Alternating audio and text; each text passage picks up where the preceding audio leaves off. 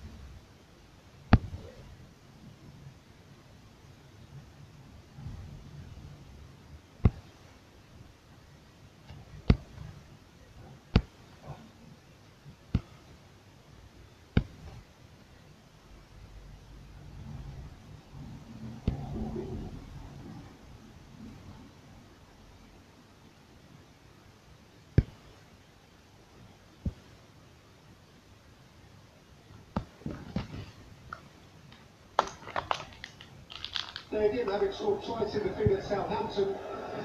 A game in which West Ham with 10 men had to come back from 2 goals down and did so only to lose it late. Arnautovic has been withdrawn and replaced by Andre Ayew. Looks rather stiff with his walk as he comes off, does Arnautovic. Hasn't quite done enough today. When he received the ball, he was in a couple of good positions first half, but didn't maximise those positions.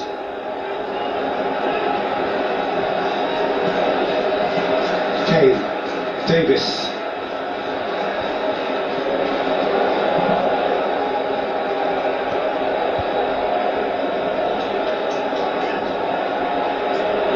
Laurier. Very neatly done. Kane.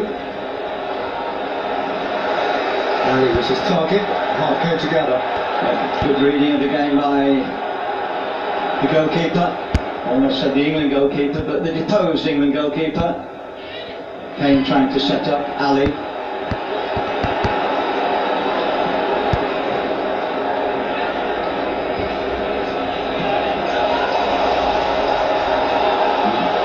I don't know why the crowd is shouting there. From this position, it certainly looked a Tottenham ball, but the assistant has decided that it was a West Ham ball, so it gives you an idea of how far the commentary position at this stadium is away from the near side touchline. But it is a wonderful stadium, built for athletics, of course. Cresswell's throw. Carroll. Cresswell. All of the game still to play. West Ham with a renewed interest in it. Hernandez with a cross. Ayew competing. Font. Ayew. Whipped in by Noble. Hernandez with a header which stung the palms of Hugo Lloris. Beautiful ball played in. Alderweireld just caught out. Clever positioning by Chicharito. West Ham get the next one. Sharp header. And we've got a contest. Phillips would play himself if he could. In the thick of it. Sissoko.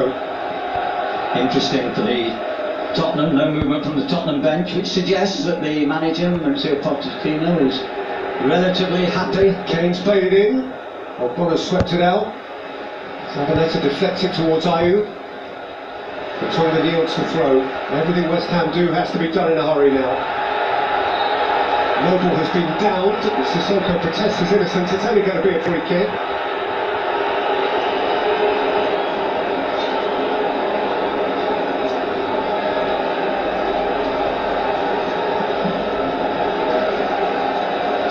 Deserving of a free kick.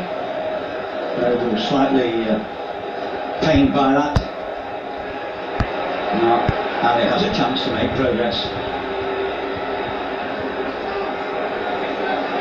Aurier.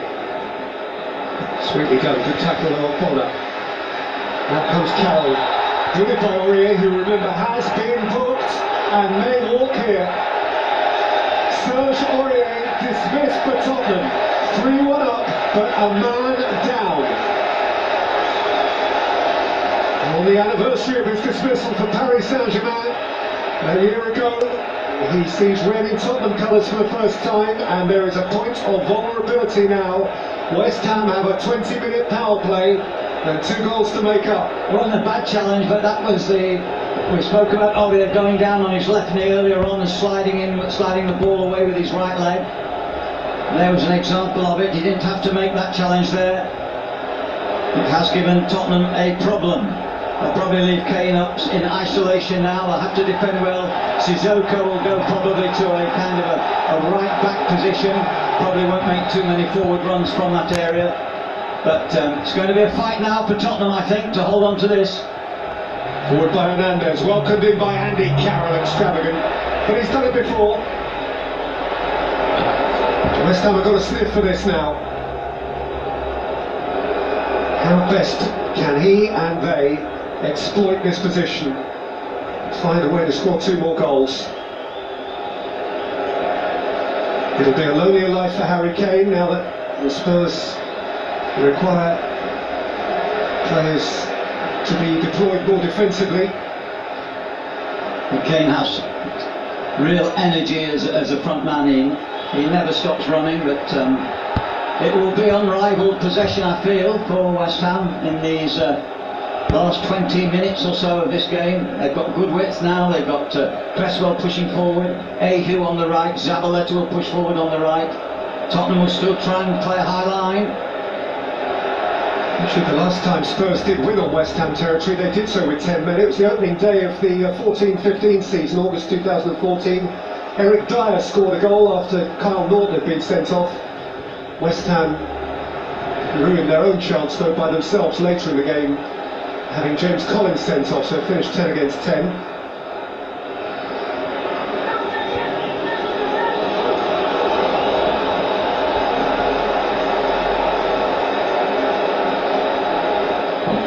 To play that ball back now, the attentions of Ali, and the crowd don't like that, of course. They want the players to get forward, and here you see the cry go up again as the ball is played forward, but there was no West Ham player running for it.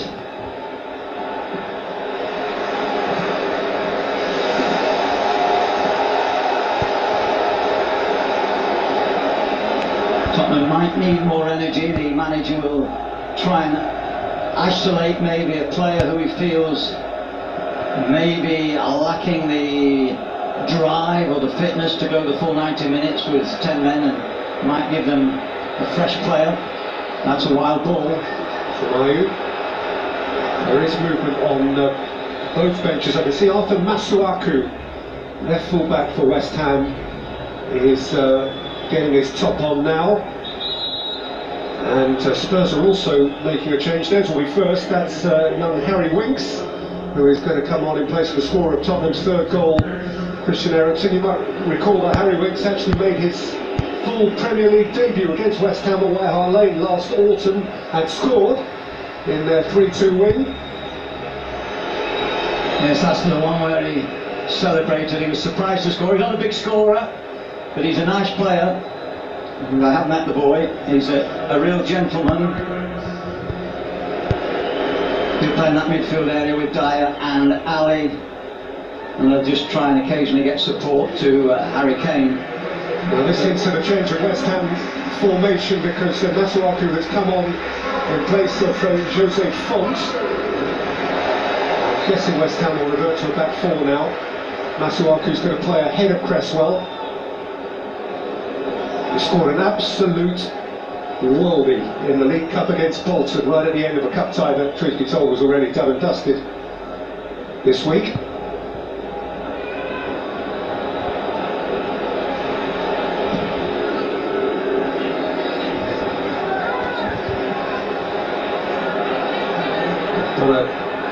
Trying to keep it from Kane, who eventually wrestled into the floor.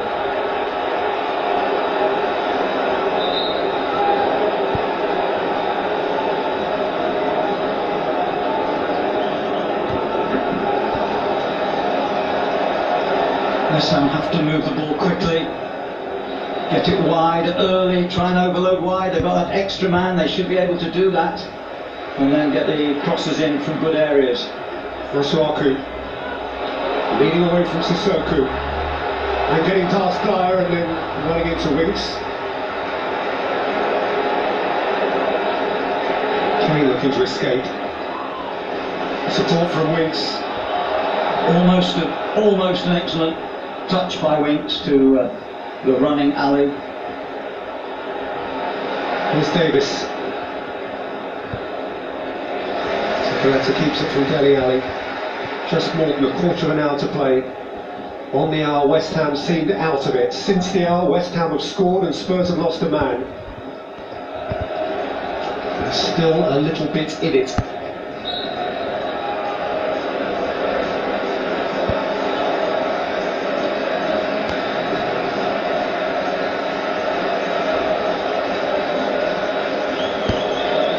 Well, the crowd certainly aren't disappearing now. They were deflated when Eriksen hit that third goal, but the West Ham goal, Chikorita's header, has certainly lifted the spirits of the home crowd. Fell on Ben Davis. Tottenham's free kick, and they needn't be in a hurry. Indeed, they need not to be in a hurry.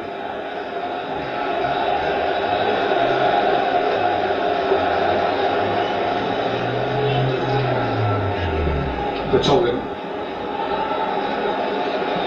Just passing that ball with that lovely left foot of his, Vertonghen, but not accurate that time, and West Ham gained possession. Hernandez. Drifting out towards Masuaku, who has Cresswell going beyond him. Sissoko's got a problem, but Masuaku's cross was too flat. Noble. Zabaleta. Coached in towards Ayew. Out aggressively by Sanchez.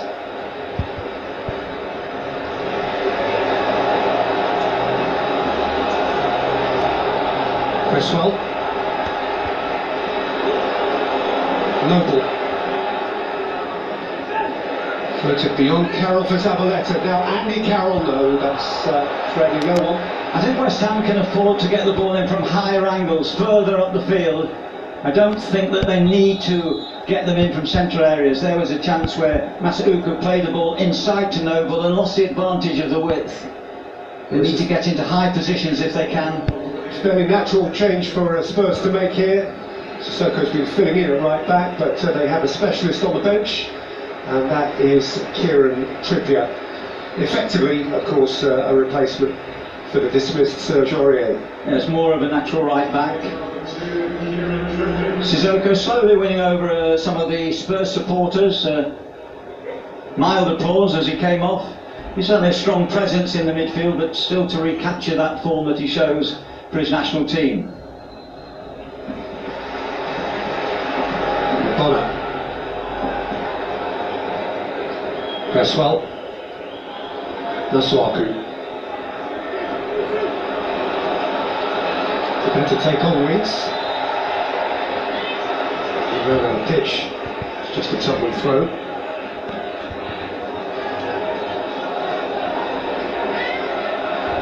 Tottenham haven't lost an away game since last they were here. And they are within a quarter of an hour now of extending that run. Kouyaté. Spoon forward for Masuaku.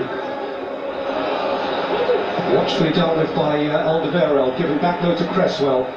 Flicks off Dyer, came to Hernandez, who's crying handball, gets his shot away, beaten out by Hugo Lloris, and Spurs for now are off the hook. Well, I thought there may have been a chance of a penalty there for West Ham. Certainly Lloris did well to punch that ball away. Cresswell's delivery, Carroll's flying header, up in the air by Trippier. Further out by Alderweireld, the West Ham crowd wanted to see a challenge then. The ball is out of position, Kane's on his way, Ali's through the middle, Reed couldn't intercept, Dele Alli pursued by Zabaleta, Dele Alli can finish it.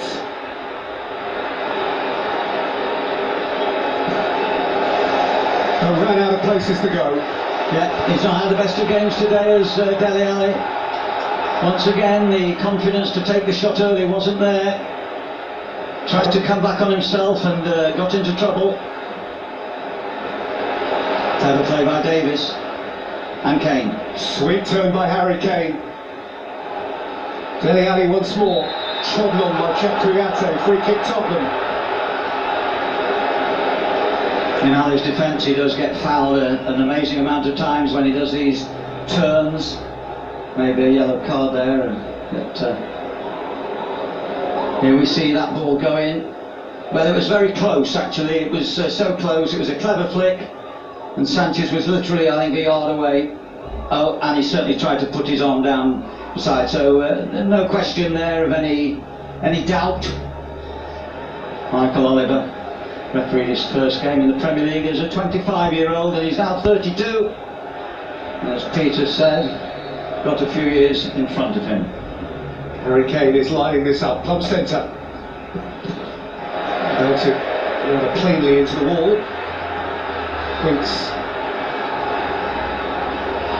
Kane caught on it by Kouyaté. Masuaku. Hernandez. Foul on Dyer. Wound up Chicharito. It might be a yellow for the Mexican. It is. He's finding that hard to absorb. His header was his third goal of the season. That was clever play.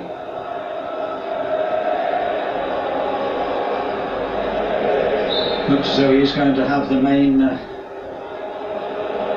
problem, but he'll have the incentive certainly at West Ham to get goals this season.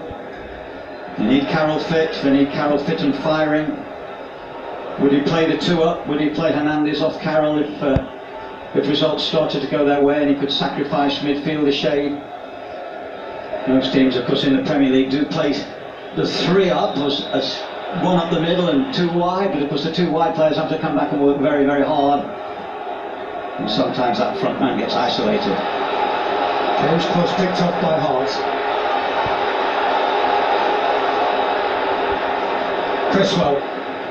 Noble.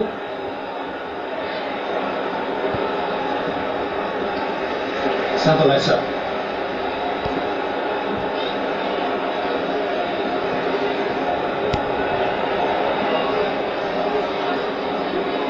Cresswell. Masuaku. Cresswell. Carroll had hold of Davis. He's not very good at the innocent look. No, only had a chance there as well. Davis does quite well in the air, but Carroll should have the ascendancy really.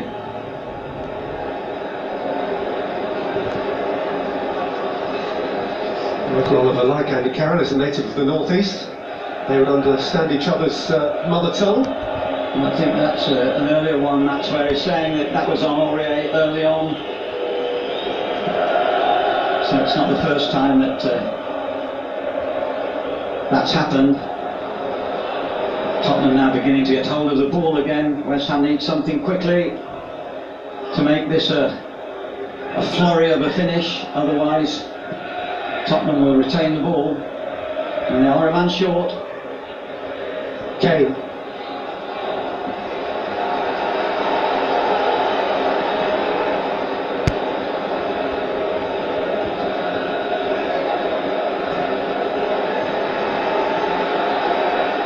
Tottenham have Huddersfield in their next game after this one, and I think they have Bournemouth. So important for them to get up early points. Apart from Chelsea, they haven't played what you may call a big hitter so far. They need a cushion. It's going to be a tight league this year. Ayew. Foul by Davis. Opportunity knocks for West Ham. Still 6.5 minutes on the clock. Well, I wondered if that was a foul. Let's see this again. Yes, it was indeed.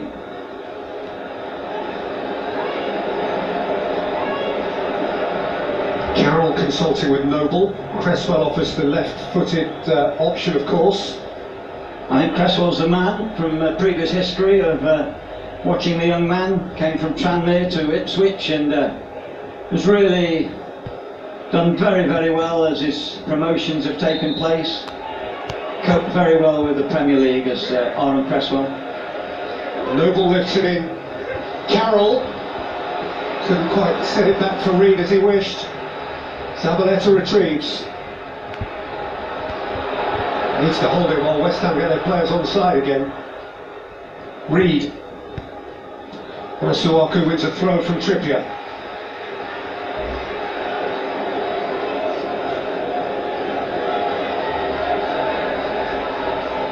Pochettino not home and dry just yet. Winks. Running away from Hernandez, looking for something or someone in the middle.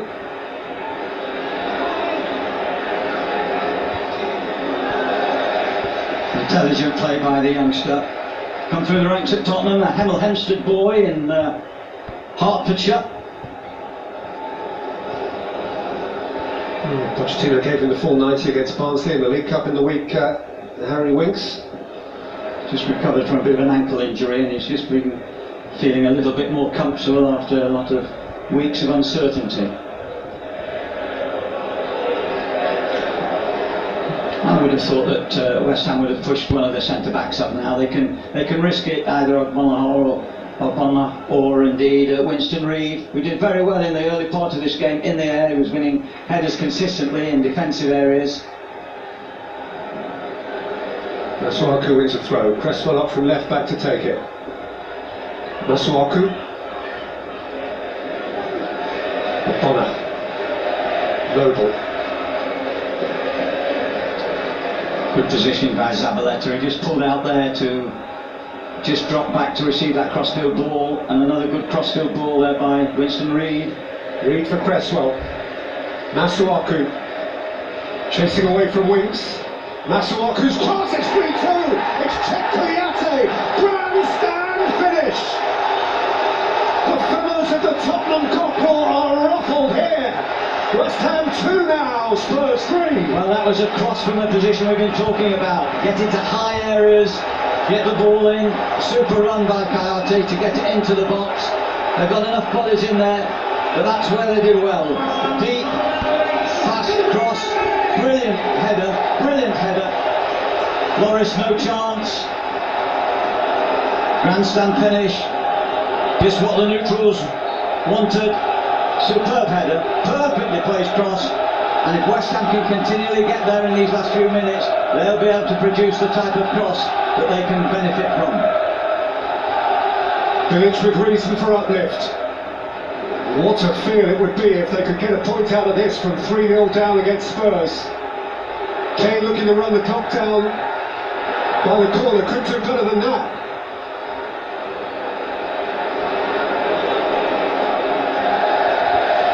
Didn't even get his throw. But he did well to keep the ball. Spurs have one more change to make, and actually the word is that Kane is going to come off here to be replaced by Fernando Llorente. Perhaps, whilst he is of course a centre-forward, as a more defensively inclined centre-forward, a defender of the near post at a corner. Yeah, quite possibly, although Kane does do that very, very well. What a good header by Coyote, excellent. Noble, the place is bubbling now. They have to get it wide, they have to advance wide.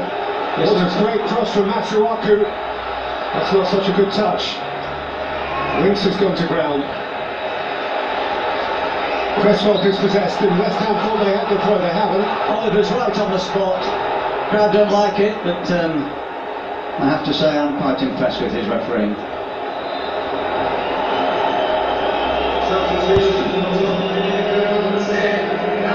Here's that change. The boo for the West Ham fans is, of course, in its own way, complimentary. An acknowledgement of the manner in which Harry Kane has damaged them today with 2 goals inside 5, indeed 4 first half minutes. Yes, everyone pointed to that incredible fact about him not scoring in August, but certainly in September, and we're still in September, he's come alive. Will his goals be enough? The next big event will be the lifting of the 4th officials board, and the information I'm getting is that 4 minutes are going to be added on here for Slaven Bilic and West Ham to try and rescue a point. Hart lofts it long. Carroll, of course, is the target. Nicked on for Masuaku, who plays it against Trippier in an utter corner, and the world and his wife will come forward for this.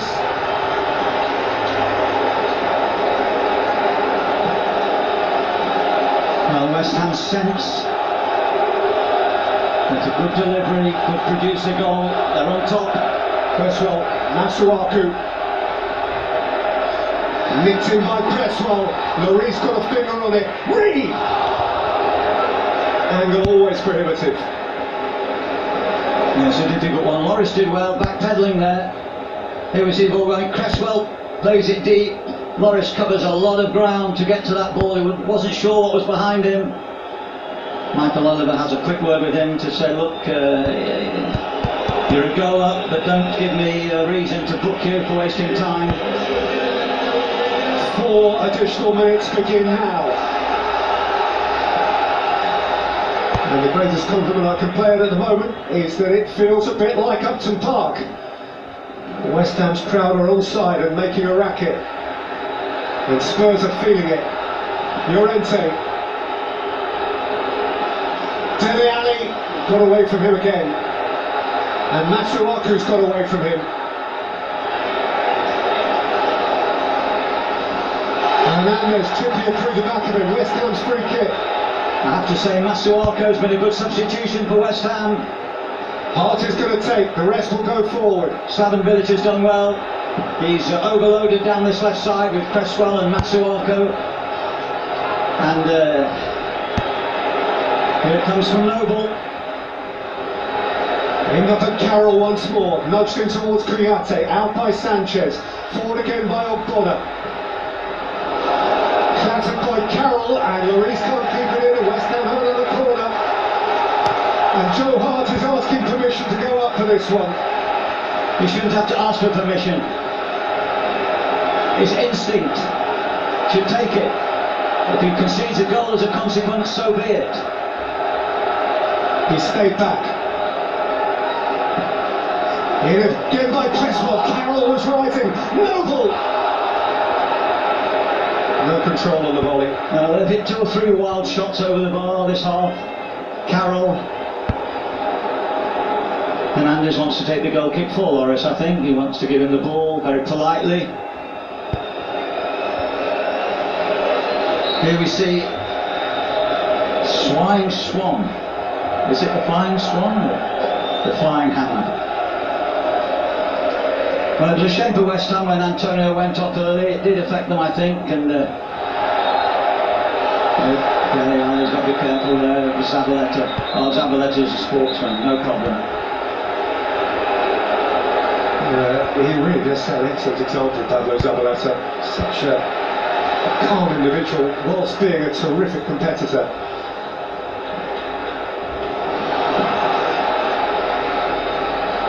90 seconds left for West Ham, they need the ball, and Masuaku has allowed it to reach Llorente. Dyer, Winks. Are you tackling back? Oh, it's gone right through Davis here. Michael Oliver had an unimpeded view. He's got a difficult decision here, because that may be close to a red. Davis has done well, he hasn't gone down. It's a yellow. The ball was just a little bit short. Good idea by Winks, but it was just a little bit short. Ayew did play the ball and notably had his feet low. Didn't go over the top of the ball. Still wasn't especially pretty. Tottenham, of course, slowing this down. Davis. Offside given against Tottenham there, but the referee is surprisingly played on. I think the... Dele Alli. Davis away from Ogbonna, across goal and behind, and West Ham are going to have to be in a flying rush now. I thought the assistant there gave an offside decision, and I'm surprised Michael Oliver looked over and then resisted the whistle. High again. Last throw of the dice, Carroll. Hooked on towards Kouyaté, out by Alderweireld. Carroll competing again, bullishly, too bullishly. Decision's gone against him, it's gone off a little bit. Llorente and Winston Reid. No need for it. All these confrontations disappoint and are unnecessary. What a contrast to the first 20 minutes of the game, these last 5 or 10. Fractious now on the edge. It's nearly finished, we're way past the promised additional time. And the arguments continue to rage. I think it's Llorente and Reid. Maybe Carroll was involved too. No, it's not Llorente. Oh yes, it is.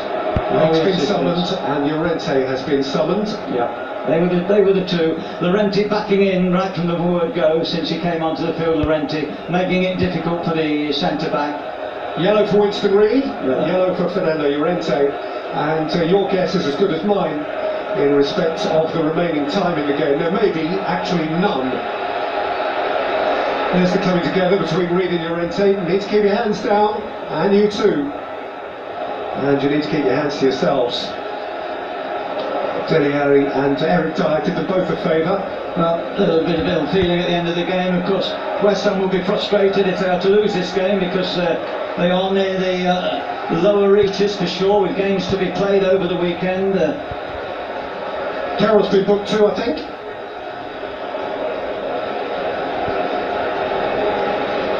He's asking quite why. And in a couple of minutes you'll see them all shake hands with each other and be relative friends as they walk off the field. Or not, as the case may be. We shall see, Peter. We shall watch closely. Carroll continues to explain or try to justify his innocence. And Lloris will try and kick towards that left-hand corner, and Tottenham will chase.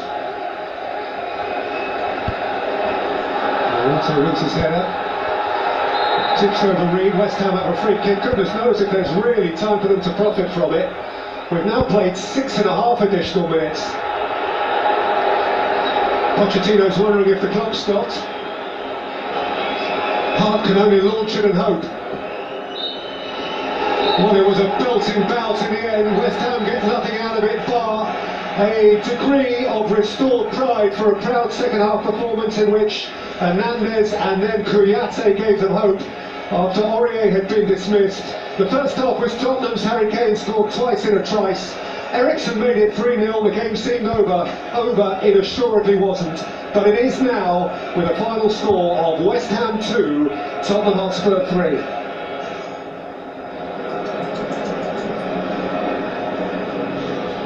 Tottenham's third straight away win to start the season, the first time they've done that since before the Premier League was formed over 26 years ago. But what a rally in that second half from Slaven Bilic's West Ham United. Not, though, quite enough.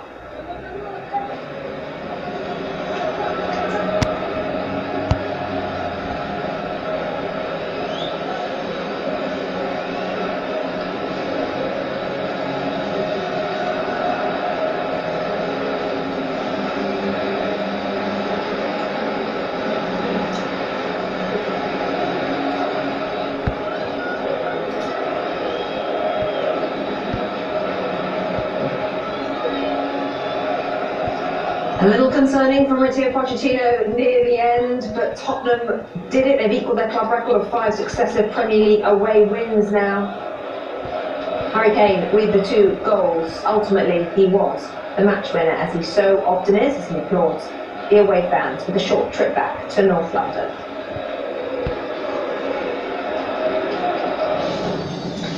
Not a bad way to start your Saturday morning. Coming up next here on NBCSN, it's City against Crystal Palace. Our offering over on CNBC is Stoke against Chelsea. Switch over at 12:30 for Leicester against Liverpool. Goals earned at 2:30 today, and it's online, by the way. It's on NBCSports.com for all the post-match reaction from the Leicester-Liverpool game. Find out on NBCSports.com. And the 2 Robbies are on the radio and on the MT Sports radio app at 5 p.m. Eastern. Now, it did finish 3-2 to Tottenham, but should West Ham have penalty in the end? Carl Martino. I think they should have. Watch as Andy Carroll rises here.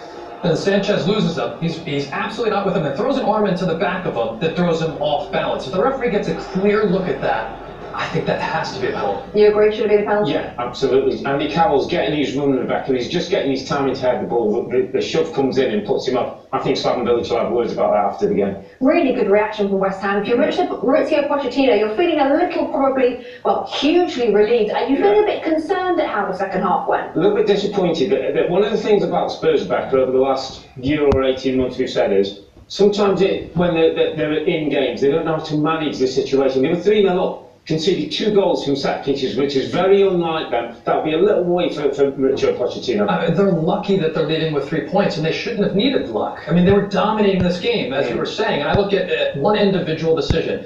Serge Aurier obviously makes a bad decision on the second yellow to put his team under great pressure, but makes a bad decision for himself. He just earned a starting role. He finally beat out Trippier to start in the league in a big game. Now he's going to be out of the team, and he's Then Spurs have got to kill the game off there, Cal. You know, no goals, no play, and win the game. They allowed West Ham back into it. They could have ended up dropping a couple No of dinner points. next week. No steak dinner next week from Mauricio Pochettino. It was too close to call. Right, let's bring you the story of the game if you're just joining us this morning. We'll show you that Aurier red card in a second, but first things first, 2 goals from Harry Kane to set things off nicely, Carl, for Spurs. And a mistake there is Kouyaté lets the ball run by because it's hit with so much pace at him, but talking about hitting the ball with pace, Dele Alli puts that on a platter for Harry Kane. But right there, you can see Carroll upset.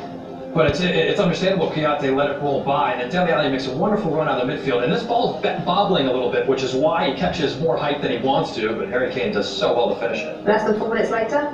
This is just great transition. I love this from Vertonghen. Wins the first ball, outstanding flick from Eriksen, and Vertonghen already in attack mode, gets forward, and Dele Alli takes a glance, he sees Joe Hart coming out, he forces the save, and it pops right to Harry Kane. And here's a better look at the movement from midfield. Dele Alli has to hold his run up as Vertonghen wasn't ready first time, but he eventually receives the ball. And although Hart makes a good initial save, Pochettino will love that his danger man Kane followed it up. 2-0 at half-time, into the second half, it was 3. What a strike that is. Excellent on the free kick, and then second phase here. Deflects and falls to Christian Eriksen. No one gets close to him. We mentioned before the game that they had to target him, they had to stay close. Well, no one locates him, and then Joe Hart just late seeing it through a crowd. Can't get close to that one. That was 3-0. Looked like game over, as Peter Duro said. It wasn't, Robbie. No, just because of the know-how of Javier Hernandez, just pulls off the man who's marking, gets a little flick here, that's his movement, gets the header, that's his 40th career Premier League goal, all of them coming inside the 18-yard box.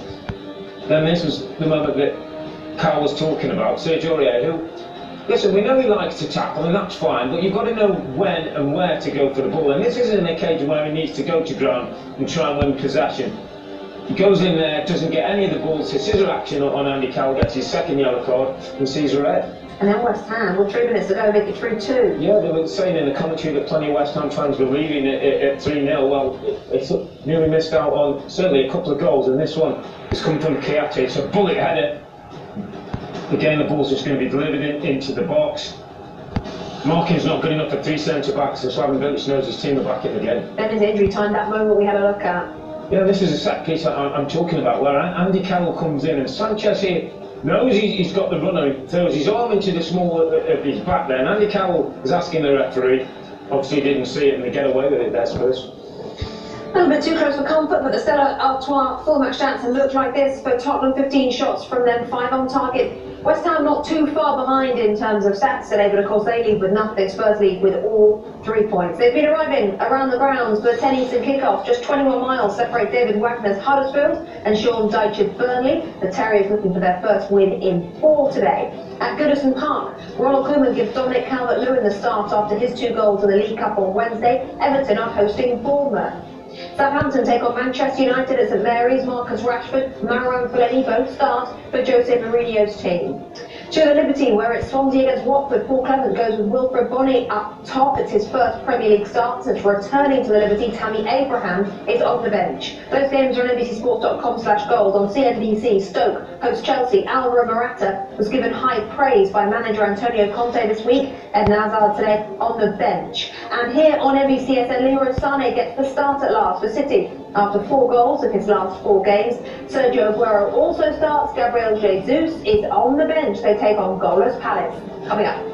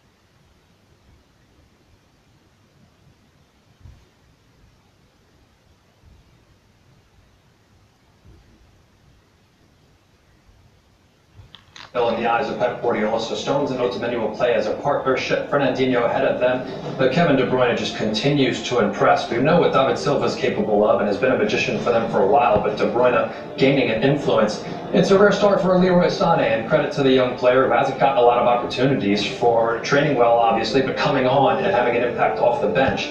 Gabriel Jesus will get a rest, so Sergio Aguero starts up top. Let's hear from manager Pep Guardiola.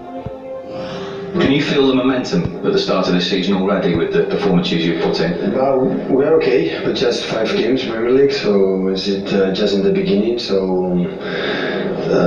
like all the media say, and the people, so Premier League is special, so every game is tough. So when you see they have the quality. It's the players from Crystal Palace have the quality. So when this happens, everything can happen. Of course, we are going to try to keep our momentum and play good football and try to win the game. The Palace lineup, Carl? Well, Manchester City has scored 19 goals in their last 5 matches in all competitions, so defensive reinforcements for Roy Hodgson was a need. Mamadou Sakho gets his first Premier League minutes of the season, starting next to Scott Dan. Ben Arnold comes in on the left side. And the other you could call defensive replacement is Milivojevic, who was omitted last game from the starting lineup. And that was a mistake Roy Hodgson corrected throughout the game. But starting in the defensive midfield position, I think he can really help try to get around the attacking players of Manchester City.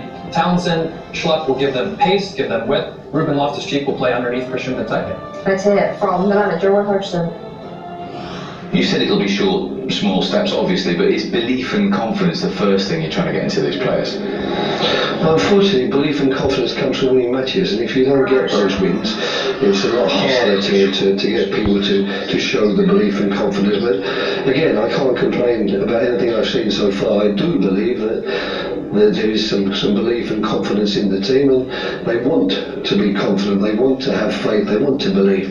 But we really need 1 or 2 good performances, and ideally 1 or 2 good results to boost that side of things. On loan from Manchester United, Timothy Fosu-Mensah faces his parent club's arch-rival City today. Big job on his hands, along with his fellow defenders facing the likes of Aguero, Sané and Sterling, to name just a few.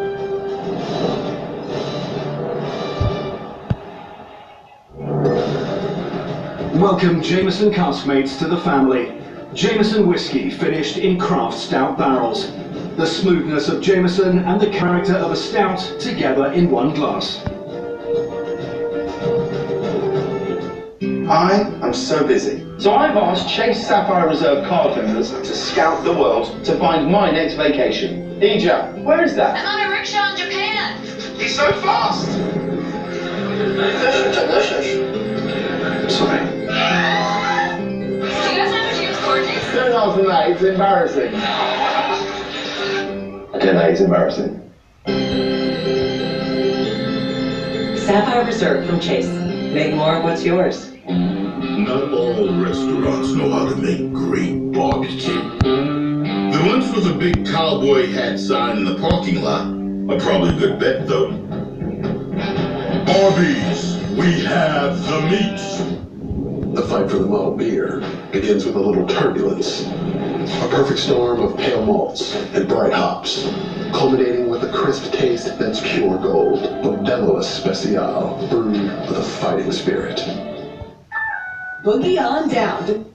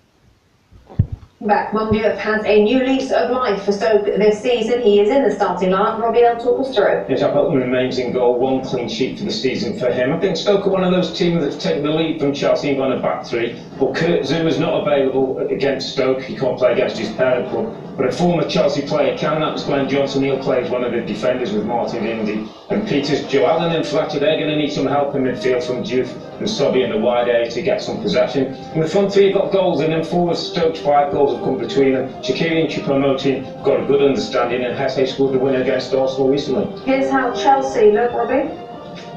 Yeah, it's a Chelsea team. Courtois has got 2 clean sheets this season. There's no David Luiz, there's no Gary Cahill in the back line, so Rudiger and Christensen come in for Azpilicueta. Powerful midfield too, Bakayoko and Kante, with Moses and Alonso in the usual positions. And then the craft comes through Willian and Pedro. Willian tonight's playing against Stoke. He scored in both goals against them, both games against them last season.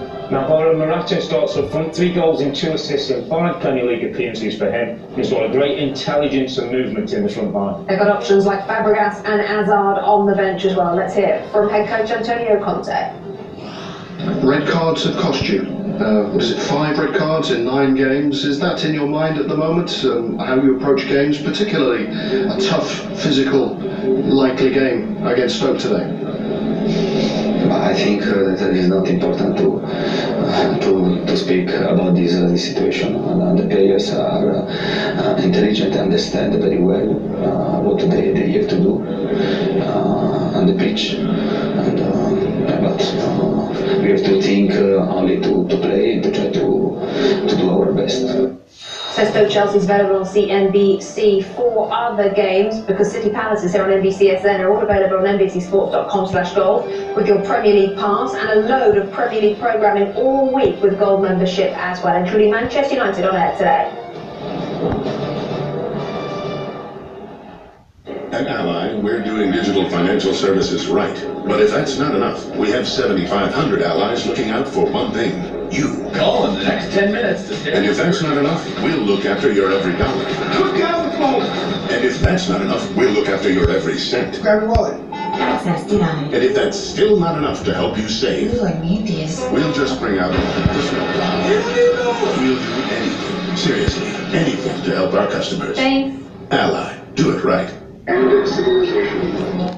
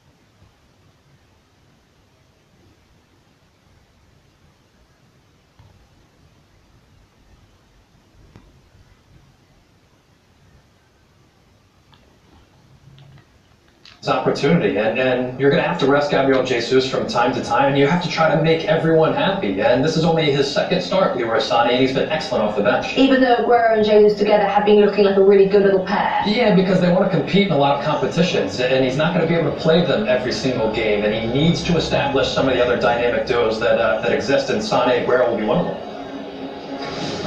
Well, thank you on Crystal Palace today. Talking of goals, who haven't scored any this season, 5 consecutive defeats to open the season. Can they match Portsmouth? Well, 2 more against City and Manchester United in their next game would take them level with Portsmouth, who were, of course, relegated back in 2009-10. After the United game, by the way, Palace then got Chelsea. They could go 8 consecutive losses to start a season. Mamadou Sakho, who they got on deadline day, who was a big hero last season, should help them out a little, though. Well, yeah, he's a hero from last season because he did help them out. He stabilized the back line, and he offers a stability that they desperately need today against an irresistible attacking side in Manchester City. So City against Crystal Palace here on NBCSN. Over on CNBC, it's Stoke City against Chelsea. You can opt to switch over and watch that at 10 Eastern. Choupo-Moting's turning into quite a name, Robbie.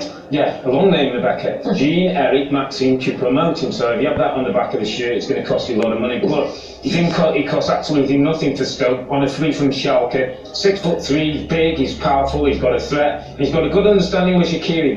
They've created 9 chances for each other this season. Only Ericsson and Kane have created more. And with Hesse as a front 3, he's definite goal threat in this Stoke City team.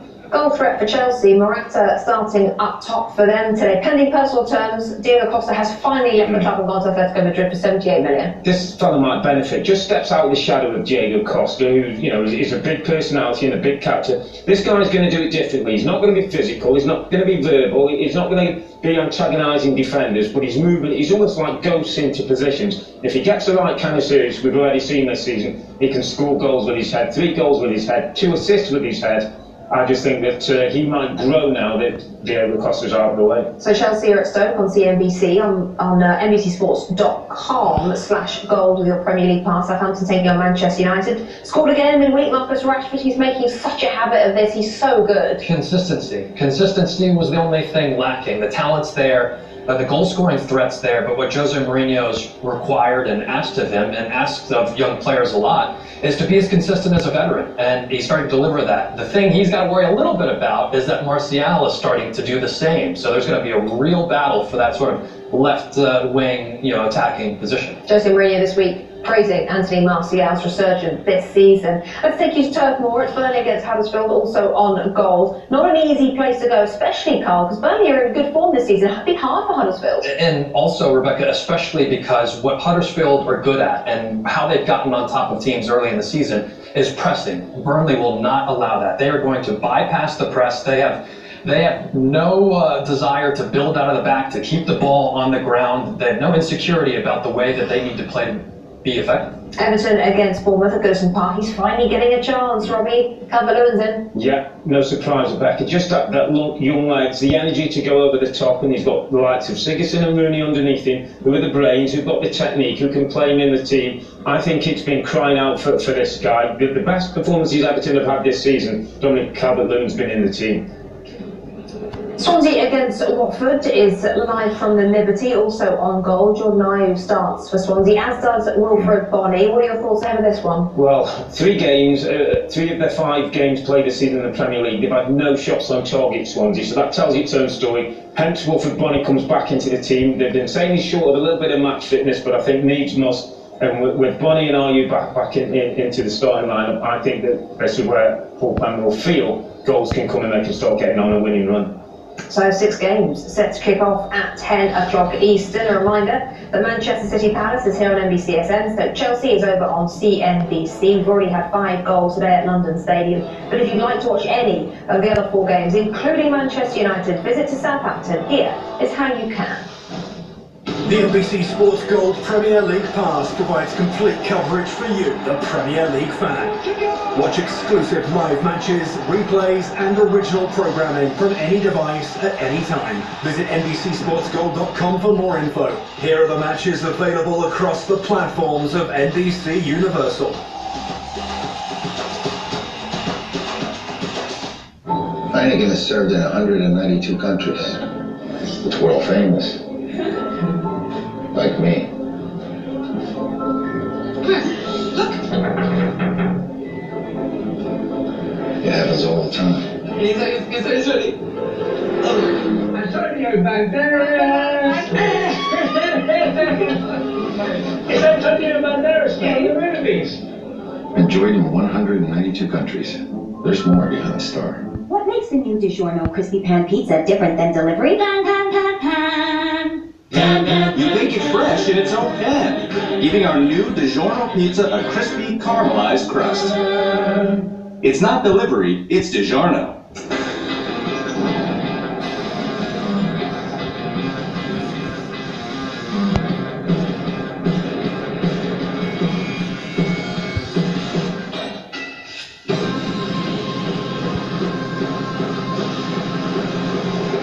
The Capital One Venture Card. Unlimited double miles on every purchase, not just airline purchases. Now available in metal. What?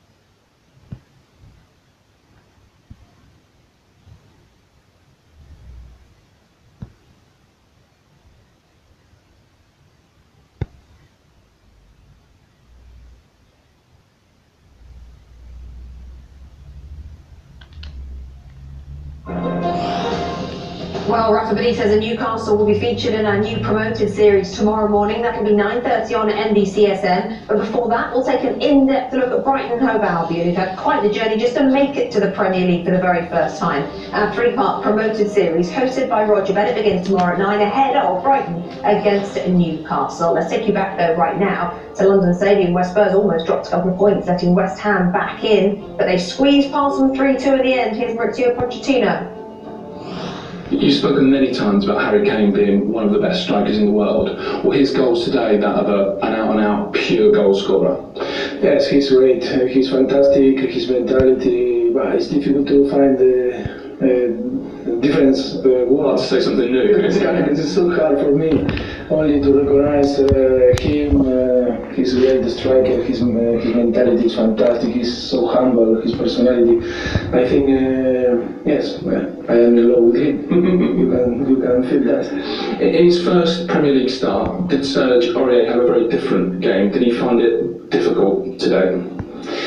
Well, I think Serge was good. I think that the performance, the whole team was good. It's true that when you play this type of game, that was a real derby in a very difficult pitch, stadium.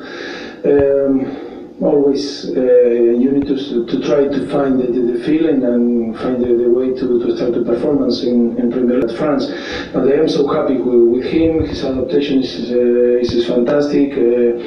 He's very welcome for everyone on the team, on the club.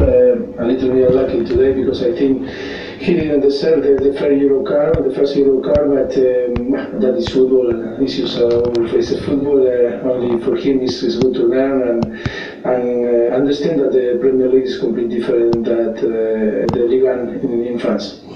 First yellow card, possibly questionable. Are you feeling as confident about Tottenham this season as last? It doesn't look as easy, is it? No, and again, the one thing I'll go back to is the game management. Sergio Leal got sent off, maybe a little bit haughty. The first challenge I didn't think was worth a yellow. But the game's at 3-1 Rebecca. Kill the game.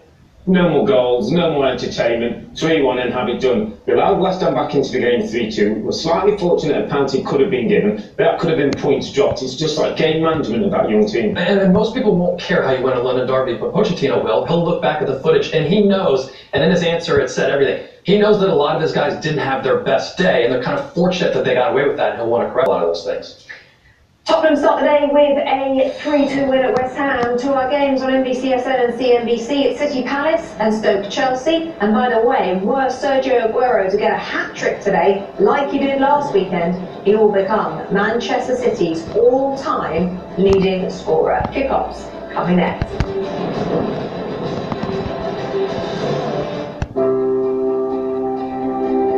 When I grow up, I want to make cars fly. Soaring through the air like a rocket. We all grow up, but you might say my head's still in the clouds. Because at Cope, my team and I dream up new technologies to make cars more aerodynamic, which improves fuel economy. It's a challenge, but this is what I was born to do.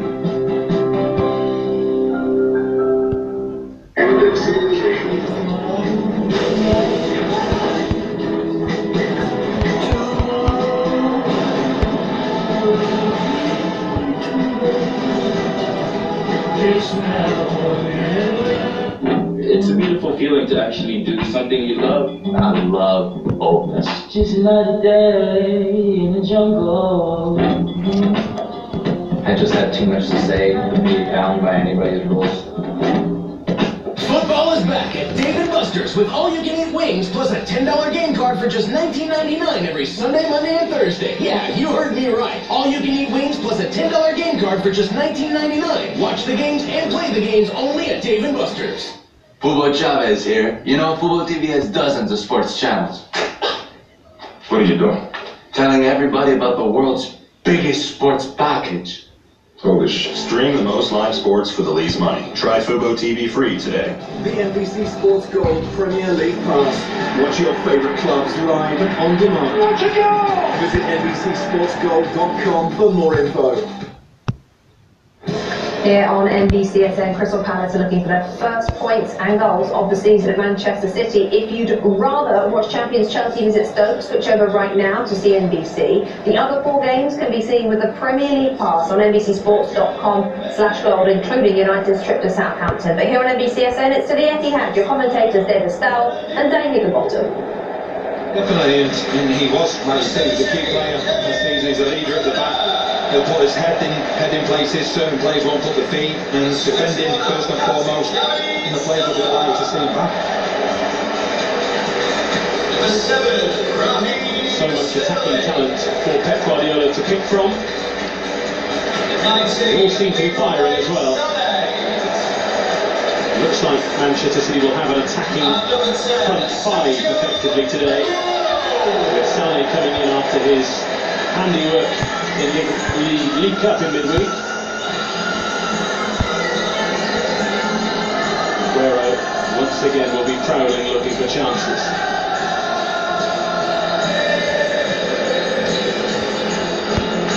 So the two sides are good to go. The game referee today by Neil Swarbrick, who's just doing the maths to make sure everyone is where they should be.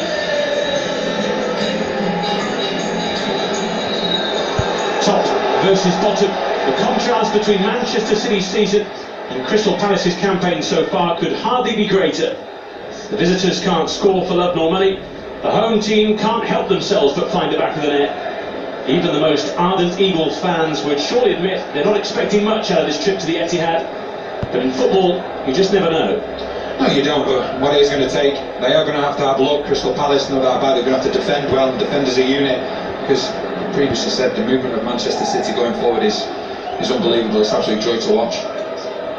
David Silva getting into the routine nice and early up against Tim Fosu-Mensah. On loan, of course, from Manchester United, the other side of the city. And it goes towards Aguero. Dealt with by Sacco. Crystal Palace looking to stretch their legs with Loftus-Cheek. Loftus-Cheek, it's a free kick to Palace, and you would have thought these early exchanges would be vital to trying to rebuild a bit of confidence for those wearing black today. Yeah, definitely. It's good link-up play between Schlupp and Loftus-Cheek. Loftus-Cheek is going to be key. He's going to be the main man that's going to be able to get, or going to have to get up and support Benteke. I really like him. I think he's a fantastic player, great young prospect. Pep Guardiola's side scored the same number of goals last weekend against Watford as Crystal Palace have managed in their last 11 Premier League games combined. Says a lot about how the two sides have played in an attacking sense. But here is Benteke, who is always a physical presence, and if the ball is right to him, always a real threat. Milivojevic and Kobay keep it moving. And Sacco finds the captain Scott Down, who's known for his goals, but hasn't actually scored since the end of January in the win against Bournemouth. So they've dried up at the front and indeed from those at the back as well, Danny. Yeah, no, that's never good. I think as a defender, if your team isn't scoring goals, then there's a huge responsibility to keep a clean sheet, because more often than not, if you don't keep a clean sheet, you are going to lose the game. But just looking at the way Crystal Palace is set up, I think the fullbacks could be key, especially when they are looking to counter. Here goes City with Sterling, trying to engineer some room for either himself or perhaps for Sané. De Bruyne. And Fernandinho, who's been the perfect pivot for Manchester City so far this season. Silva. Mendy, always lively going forward, and wins Manchester City the first corner of the game. You look at wide areas, Townsend in that situation, Schlupp on the other side. At times Crystal Palace will near enough have a back six, but there's going to be so much expected of Townsend and Schlupp to trap back Walker and Mendy, because there's going to be so many Manchester City players in the middle, and the back four's going to have to stay compact. Unsurprisingly, everybody back for Palace here. David Silva's corner, Stone's got the flick. Fosu-Mensah managed to steer it more up than away. Sané. That's Schlupp to play with. Nice for David Silva. Crystal Palace getting some more important blocks in these early moments. And you see they're a team full of confidence. This time Sané, lovely bit of skill. David Silva, there's always players close by. Here's Otamendi. One of the scorers from the hatful of goals they bagged last weekend. Kyle Walker was actually capped 17 times by Roy Hodgson when he was England manager. Just too far in front of Kevin De Bruyne. And the first touch for Wayne Hennessy.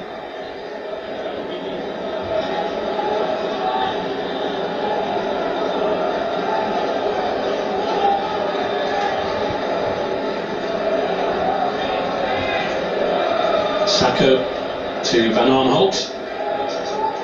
Loftus-Cheek helping it on to Benteke. It's just a little short, so Walker managed to squeeze it away. This is the start of a daunting trio of Premier League fixtures for Crystal Palace. Away at City today, away at United next, then home to Chelsea. Just what you need when your team has made the worst ever start in Premier League history. He was buoyant about the prospects. Very nearly given a real boost there from Benteke. Schlupp tries to force it through Stones and Walker.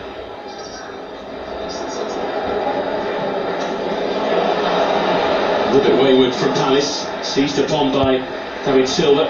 Kobay trying to stop the flow from City, but it is hard to stop. And here is Sterling. There'll be another corner.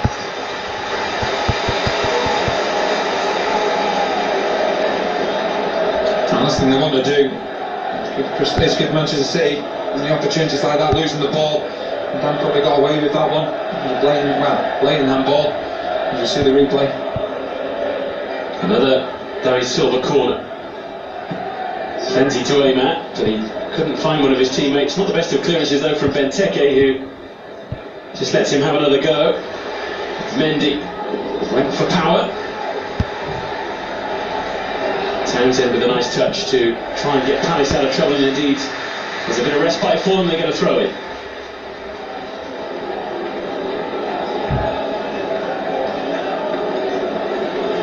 Well, the pace of the likes of Andros Townsend and indeed Jeffrey Schlupp might be important today, not just in an offensive sense but also defensive against Pep Guardiola's side. It looks that way, the way they've set up. Two full-backs and the two wide plays very quick, but what could be key is when Crystal Palace do get the opportunity to attack, the likes of Van Aanholt and Foster and meant to go in and ask questions of Sane, ask questions of Sterling going back the other way. Will they track them? At the moment most of the play is going from left to right. In from De Bruyne, and Sacco hits the post. Didn't mean it, didn't know too much about it, but it was very nearly the worst possible start for Palace. It was. Sacco, he does get his head on it.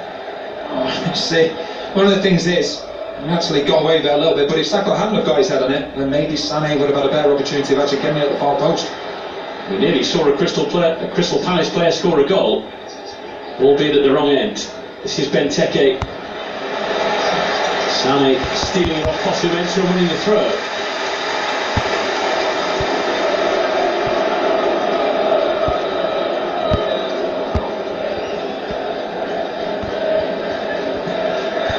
De Bruyne. Now Stones. A little bit slow towards Walker. And a chance now for Van Aanholt to show his pace. The inevitable target is Benteke. It was just nicked away from him by Otamendi. Now that's a prime example of what we're talking about. The full-backs of Crystal Palace, they will find space when they do get forward, and it's up to them to try and make the delivery good in there. But also important the players do get in the box to make sure Benteke isn't the only Crystal Palace player in there. Such a threat last season. 20 goals in 42 appearances for club and country, but no goals in 6 before today.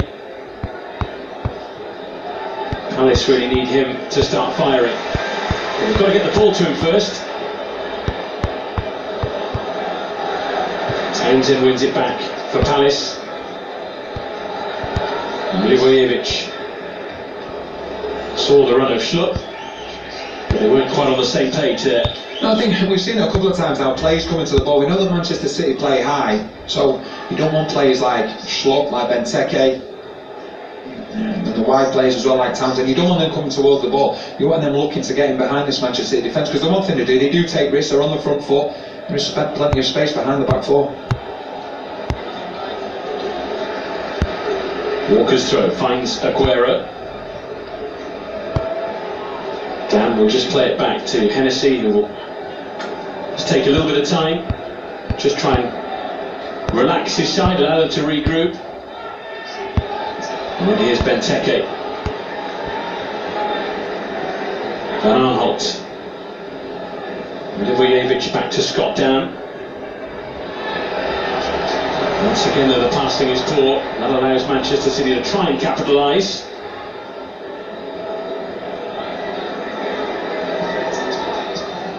It's been a little scrappy in the opening 9 minutes from both sides. I think Crystal Palace, they'll be happy with this start. Okay, they had the one scare, the one that hit the post. But other than that, been able to get the ball down a bit, get the ball up to Benteke, and you see him winning the balls as well and plays gambling. Here's Schlupp trying to make the most of that flick on. Palace are enjoying a little bit of attacking power in this first few moments. As you say, maybe profiting a little bit from the attacking mindset of the home side.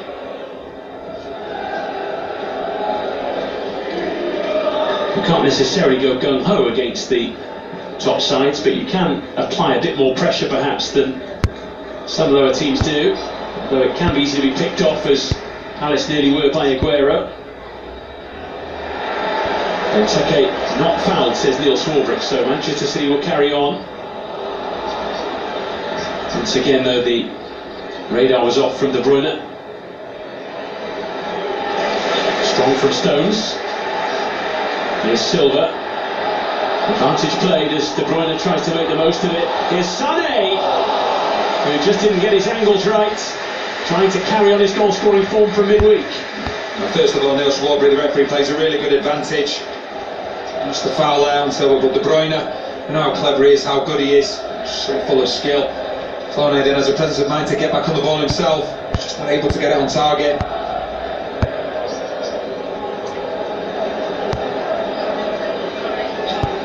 Well, he did perform very well during the Carabao Cup tie against West Brom. Ended up being the match winner for Manchester City, and his reward is a start today. Gabriel Jesus, the player to make way in the City starting 11 from the Premier League game against Watford, albeit Jesus did play full 90 in midweek. They've got such a fantastic squad there. When certain players are taken out of the team, it doesn't weaken the team. Just looking at Crystal Palace, played the ball up to Benteke 3 or 4 times now, played it long, and he's won every header. And it's important then that players are gambling behind, because that'll give confidence as well to Benteke. Guerrero was searching for Sterling. Loose again from Van Aanholt. Sané towards Silva. Mendy well forwards. That could have gone anywhere. Sergio Aguero was sniffing around. Manchester City only get a corner. Just got to be careful, Crystal Palace losing the ball in their own half. Manchester City are pressing. It's a vital block from Fosu Mensah. Sends it wide for the corner. Crystal Palace at times creating their own problems. De Bruyne bounced off Townsend. The shot was from Otamendi, and somehow Hennessy keeps it out from Fernandinho. A point-blank, powerful drive, but it remains at 0-0. Well, you talk about luck when you're playing against Manchester City.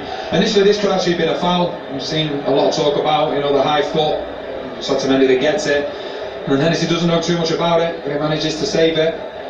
Goes behind in the end for a goal kick. I think the initial block was actually from Milivojevic, and Hennessy doesn't know too much about it, but he's in the right place at the right time.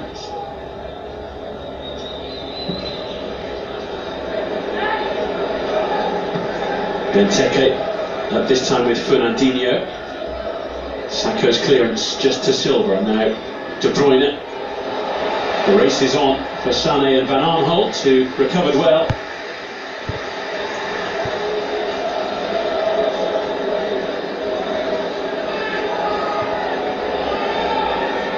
Manchester City looking to recycle nice and quickly, keep the tempo high and keep the pressure on Crystal Palace. Sterling back to Mendy. The switch is for Walker. De Bruyne, who just loves the chance to float around in this Manchester City team. It's a very fluid midfield under Pep Guardiola.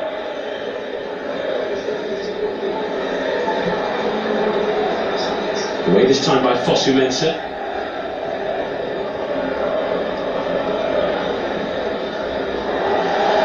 That's the Crystal Palace ball. Pressure from Cabaye, forcing the mistake from his opposite number. And this is the one. Sakho needs to get his head on it, he feels. Fortunately, hits the post. Just a couple of slices of luck now that Crystal Palace have had. Guardiola, I don't think he'll be quite at that point yet, but part of him thinks yourself, is it going to be one of them days? Sterling stopped by Dan. Cabaye for Ruben Loftus-Cheek, who manages to gain a lot of yardage for Crystal Palace. And playing Van Aanholt, who's looking for the pace of Schlupp, who just got his radar totally wrong there.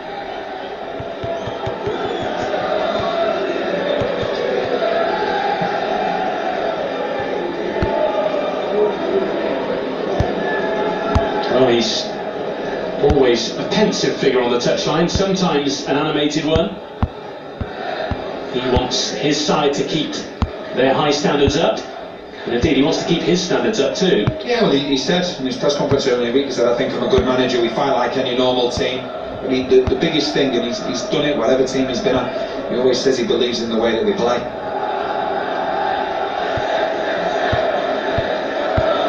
Put her away by Fosu Mensah. Loftus-Cheek just out-muscled. Now De Bruyne, aiming that towards Sterling, who stayed onside and goes for goal. A tried to catch Wayne Hennessy by surprise in his near post. That's good play once again from Manchester City. You're thinking maybe he's offside, but you can see quite clearly there he's not. Sacco playing him onside and just cuts inside. Also meant onto his favoured right foot. Just good save from Hennessy at the near post. And to get hold of it as well at the second attempt. Raheem Sterling has scored in each of his last 3 Premier League appearances. And Manchester City will have a free kick here for the challenge on De Bruyne.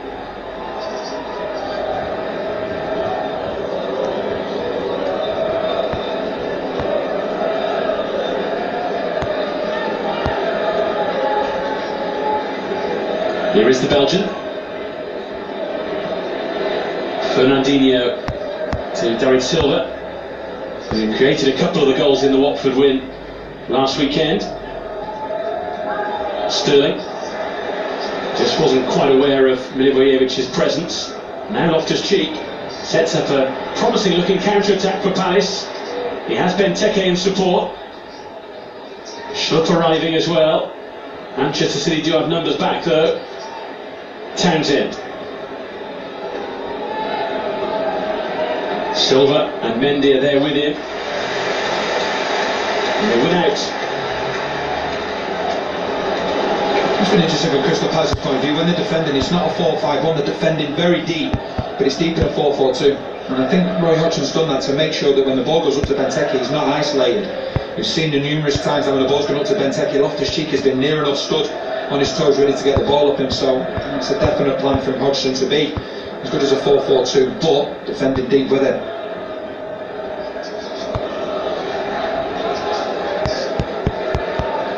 Well, we've had over a quarter of an hour. We've seen both chances, or both sides create chances, Manchester City with the better ones, but Palace are in the game. Here's Sané taking on Milivojevic, who was helped out by Van Aanholt. One back by Walker, who just brushes Schlupp aside. Sané seen away by Fosu Mensah.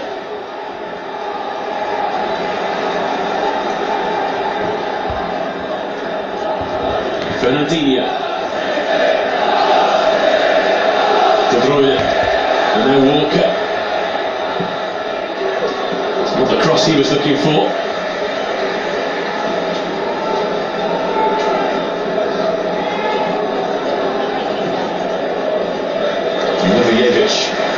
Almost picking out Townsend. Instead though Mendy took over and then his pass went astray. Both sides really struggling out there to keep hold of the ball at times. Now Loftus-Cheek, who's found a bit of room. Trying to skip past Stones, he's found space and he's gone for it! And very nearly opened Crystal Palace's account for the season. It's absolutely brilliant from Loftus-Cheek.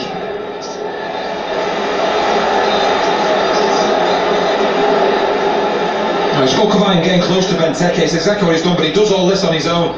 Gets a pair of Stones, just goes on the wrong side of the post. But every time Loftus-Cheek gets the ball, really is dangerous. Cavani trying to poke it through there for Schlupp. What an effort this was. It's a fantastic strike, but he made that all himself. I think the more that Crystal Palace can get him on the ball, we've already spoken about near enough being in a 4-4-2, whether they're high or not. What's happening is Loftus-Cheek is getting as close to Benteke as possible. And Benteke himself is fouled, which sets up another promising position for Roy Hodgson's side. I think he'll be very happy with the start. You know, yes, he has had luck. Any team that comes to this football club and plays against Manchester City has to have that element of luck, but they've looked dangerous when they've gone forward.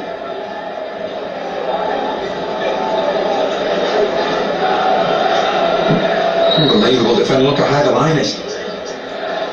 Cavani was looking to exploit that, taking on Milivojevic, and then the foul on Silva just releases all that pressure.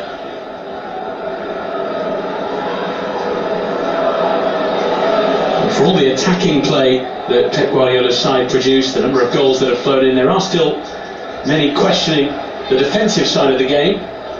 Yeah, I think so. Sometimes, you know, it was rightly so to a certain extent last season. I think this year you can't really say as that much before the start of the games today. It was only them and Manchester United. the best defensive record, but I think from Manchester City's point of view, the best form of defence is actually attack. 7 clean sheets in 12 before today. But here come Palace again. Milivojevic aiming that towards Benteke. Through the legs of De Bruyne. For Schlupp, for Townsend. Otamendi stayed strong.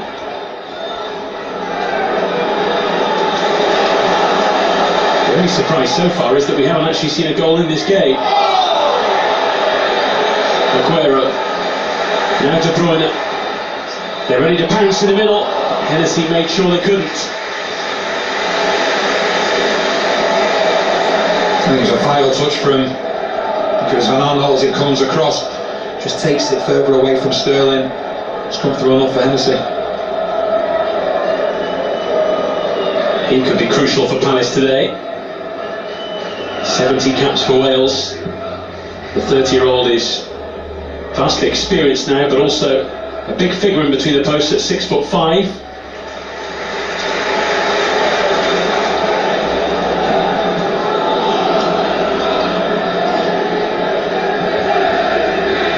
Otamendi approaching the halfway point in the first half. De Bruyne asking Sterling to run, asking him to run a bit too much.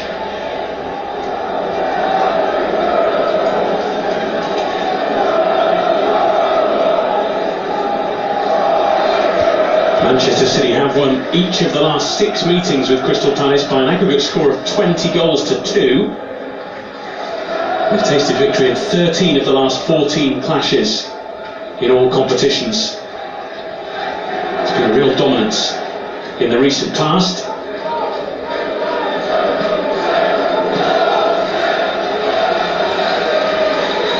Walker to Stones. Otamendi to Mendy, and back again.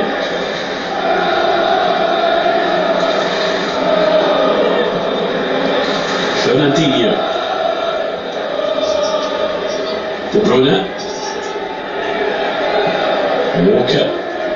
They're searching for the space. Manchester City. Crystal Palace are trying to make sure there isn't any. Here's Townsend. He just lunged in. Townsend was happy he did because didn't really have too much support. Yeah, it was good play from Townsend. I just wonder as well with Mendy, the way he went down as well, he seemed to hurt himself, making that late challenge. Good play from Townsend. We talk about the pace from Crystal Palace going forward. We'll try and use it to the best of capabilities. So he just gets the better. You just see Mendy straight away. Puts his hands through his knee. Manchester will be hoping. It's nothing too serious, but he looks in a lot of discomfort. Just wonder as he went down there whether there was a bit of hyperextension there, whether the leg kind of went back on itself, which would be a worry for all those of a Manchester City persuasion. Whichever part of the football pyramid they're in, owners right down to fans and indeed players as well. He looks in some distress. Yeah, he doesn't look too comfortable. And I think the one thing for Manchester City, they'll be hoping they don't have to make a change, but if they do, they've got the likes of Danilo on the bench that can come and do a job, no problem at all.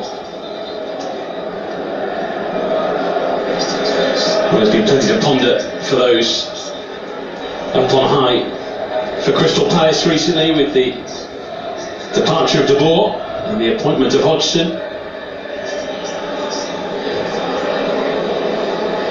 Crystal Palace, the first side to lose their first 5 top-flight games without scoring. The only side to lose more of their first Premier League games was Portsmouth in 2009-2010 season. They lost their first 7 matches and finished bottom.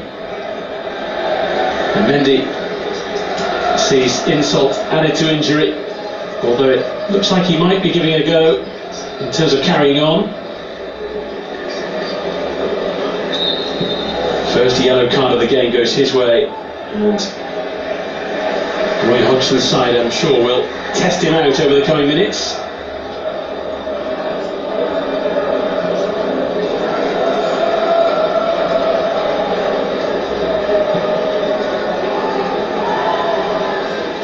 Otamendi is back on. Otamendi sees it back to Edison.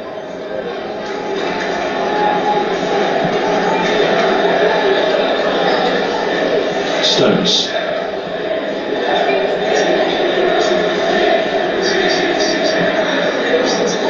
Otamendi and Stones happy to stroke it around.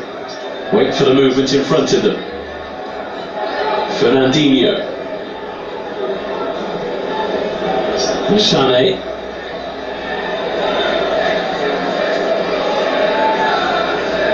Walker. De Bruyne. For Walker again. Trying to undo Crystal Palace. Silva with a touch. It nearly fell for Aguero. Nearly sat up nicely for Silva too.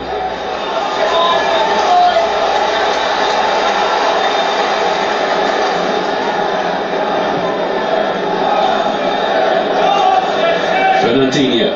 Sané towards Aguero. We'll get another chance here. Trying to dance through a gap that wasn't really there. Van Aanholt brings it away and finds Townsend.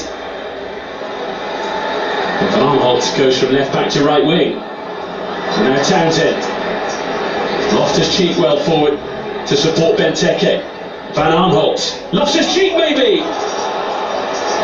What a chance that was. It was a great opportunity, but the one thing we saw, Mendy, he couldn't run, he couldn't track Van Aanholt. The injuries really affected him. Also Loftus-Cheek will be disappointed he wasn't able to hit the target. Another good opportunity for Crystal Palace. What they are doing there, counter-attacking very well at the moment.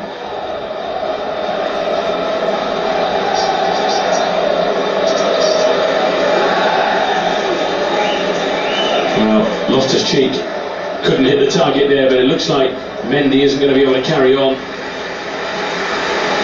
Manchester City are scrambling a substitute. And it's the end of the game for the £49 million man from Monaco. Danilo will be the player to come on and replace him. Sad way for things to end for him today.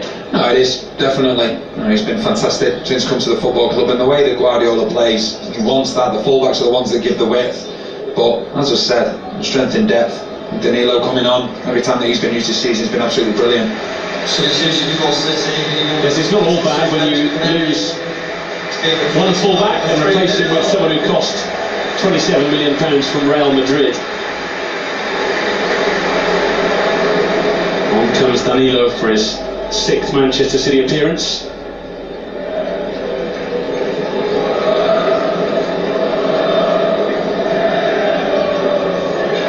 Sometimes it's about juggling a squad full of big name players. Sometimes a little bit of luck helps you juggle or makes you juggle things when you perhaps weren't expecting to. And Danilo might get an extended run if that is a serious knock for Mendy, albeit he could walk off.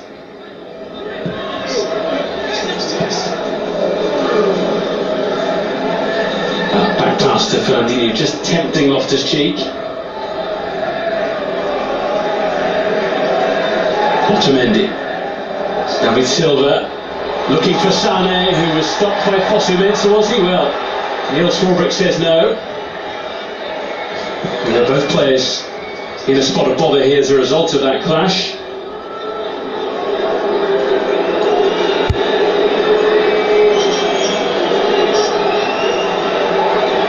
Manchester City just asking the question, how is that not a foul?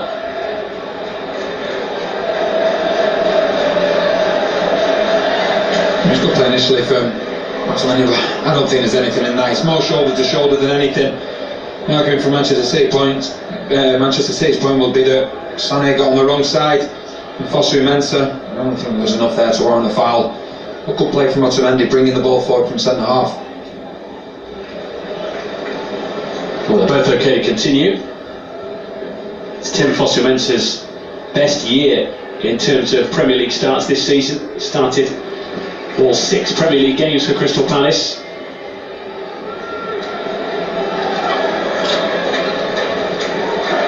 He's played a lot of different positions as well. You've seen him playing right back, you've seen him playing on the right side of the 3, and you've seen him playing as one of the 2 centre backs.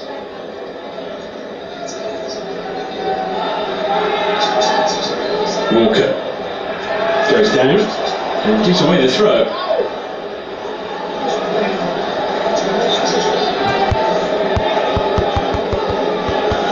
Crystal Palace look to build once again. They've stayed strong in this opening half an hour. They've created problems for Manchester City as well. I think Roy Hodgson, I think he'll definitely be the happier of the two managers. Manchester City not really got going yet. They've had a couple of opportunities, but Crystal Palace likewise as well. They've had some good chances as well. And I think that's what pleased Roy Hodgson. They haven't just come here and sat back and expected or waited for the inevitable to concede a goal. Last season, Palace took 7 points from their first 5 games. They then won their 6th game too. It's been a different story this time around. But their self-belief has been boosted by this opening half an hour, by the return of Sacco as well. Of course, has had the hair done for the occasion.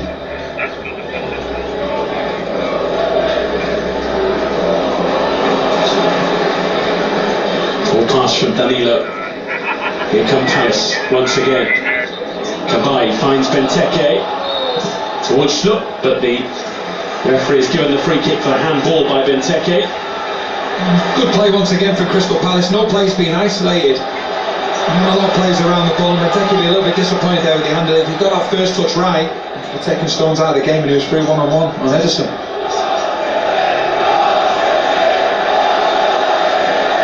The level of volume rises inside the Etihad as the locals try and get their team going. Silva. Sane gives it back, gets it back. They're looking for Aguero, who always looks for goal. But this time, it just didn't go in. Another slice of luck for Crystal Palace, because that just doesn't happen with Aguero usually. Lovely build-up play from Sané and Silva, and then Aguero. You're just waiting, you're just expecting the ball to go into the back of the net, but he just can't get his head over it. Goes over the bar. Even the best of them have their off moments. Most around this ground were waiting to stand up and cheer as that fell to his feet.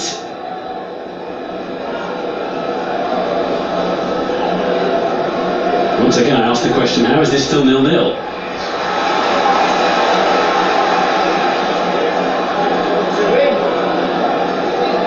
Approaching the last 10 minutes of the first half. Silva to Fernandinho to Stones. Sterling. Back again to John Stones. Danilo couldn't find a way through towards Aguero. And now away come Palace again.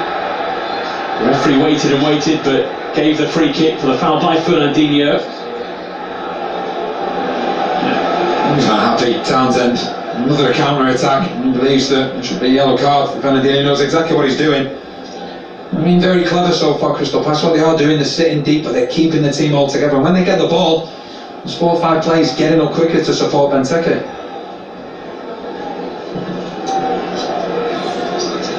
Just too much on that for Van Aanholt.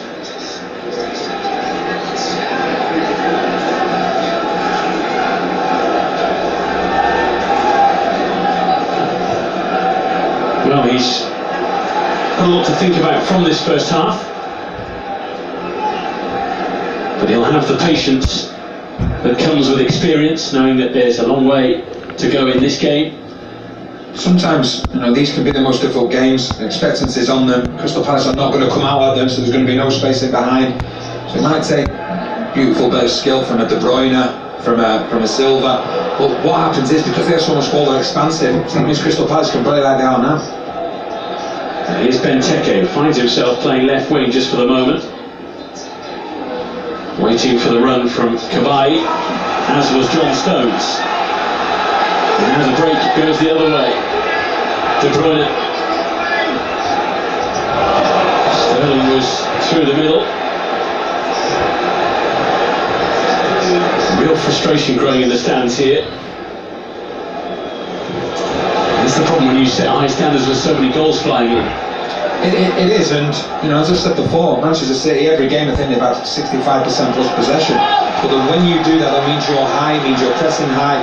And if the team are quick enough and they get the ball back off the opposition, then they can break. Sané. Inviting the challenge in the end from Fosu-Mensah, which was a good one. Townsend to Saka, on to Schlupp, and now Van Aanholt.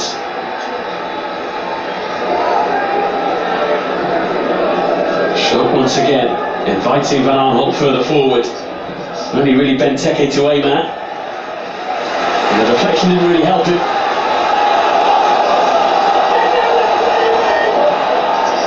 De Bruyne. Lovely pass to pick out Sterling, who looks for Aguero. Kabai's touch was important. Fosu-Mensah's block even more so. Silva. Supported by Danilo and by Sané. In from Silva. Aguero under it, and over it goes.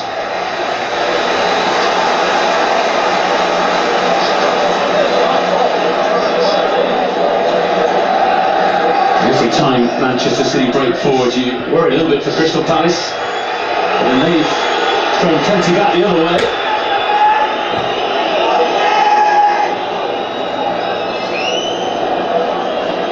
A few around us getting a little frustrated with Wayne Hennessy's timekeeping. Seems to be a sense of frustration as well from Guardiola. We have had quite a few opportunities, but we've just not been able to have that finishing touch. And the more it goes on, the more desperation then comes from Manchester City. That's where the game will probably open up, as in terms of more space for Crystal Palace when they go forward. And here they come again. Roy Hodgson's side. Schlupp just out-muscled by Sterling. But then once again the pass isn't right.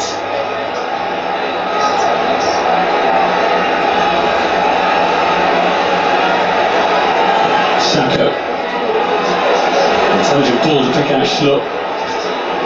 Now Loftus-Cheek, who's been a real bright spark for Palace in this first half.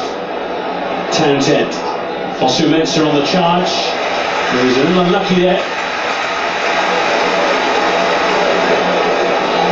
Good defending from Danilo.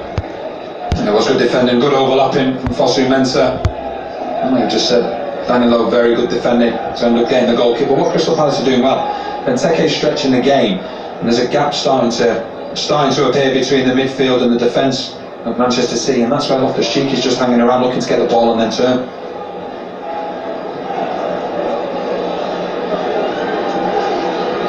Pep Guardiola just with some instructions, not just for his team but also for the ball boys. I think maybe he wants them to keep the tempo up as well as his players. I wonder though if it ends up being the same if Crystal Palace get thrown. Because it's time to slow it down a little bit then. Silva gives it, gets it back. Scott down in the way, crucially for Palace.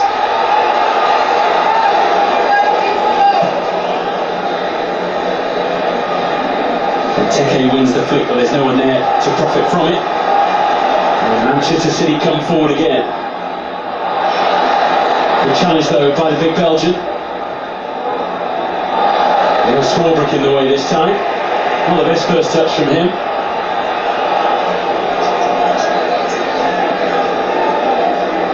Van Aanholt. One back by Sterling, who's then squashed into the ground.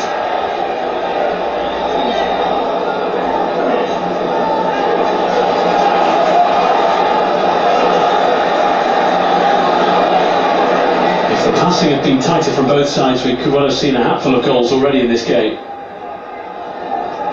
As it is, we have 5 minutes to half-time, and we're still waiting for the breakthrough. Fernandinho. Walker. 3 to look for. Saka gets it away to Loftus-Cheek.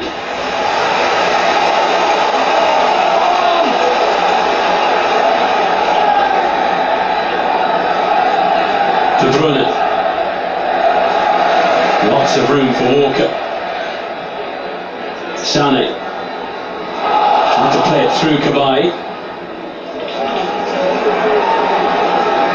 Crystal Palace are very disciplined in their defensive work.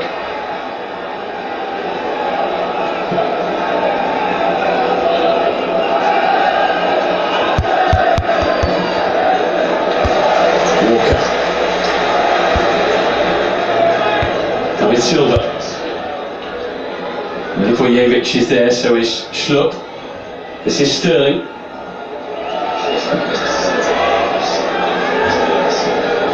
Walker. Sterling. Not an awful lot of movement out there for Manchester City. David Silva. Fernandinho now. Manchester City just trying to move Crystal Palace around.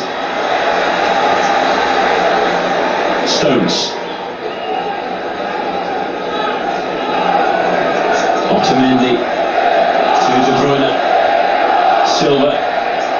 De Bruyne again. Walker for Sterling. So many bodies in that penalty area. Fernandinho tries to dig one out for Silva, who once again can't keep it down. They're being patient, they're taking the time, they don't just want to throw crosses in there, because what Crystal Palace are doing, they're defending with the back six.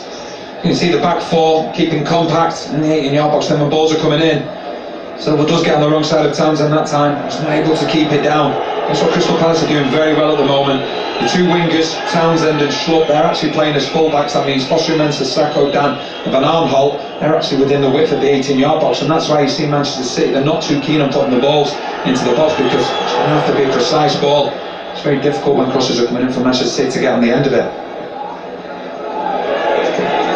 Christian Benteke unhappy with the goal kick from Wayne Hennessy. He's such an important player for Palace, not just because of his physical presence up front, but indeed the help he can give the defenders from set pieces at the back.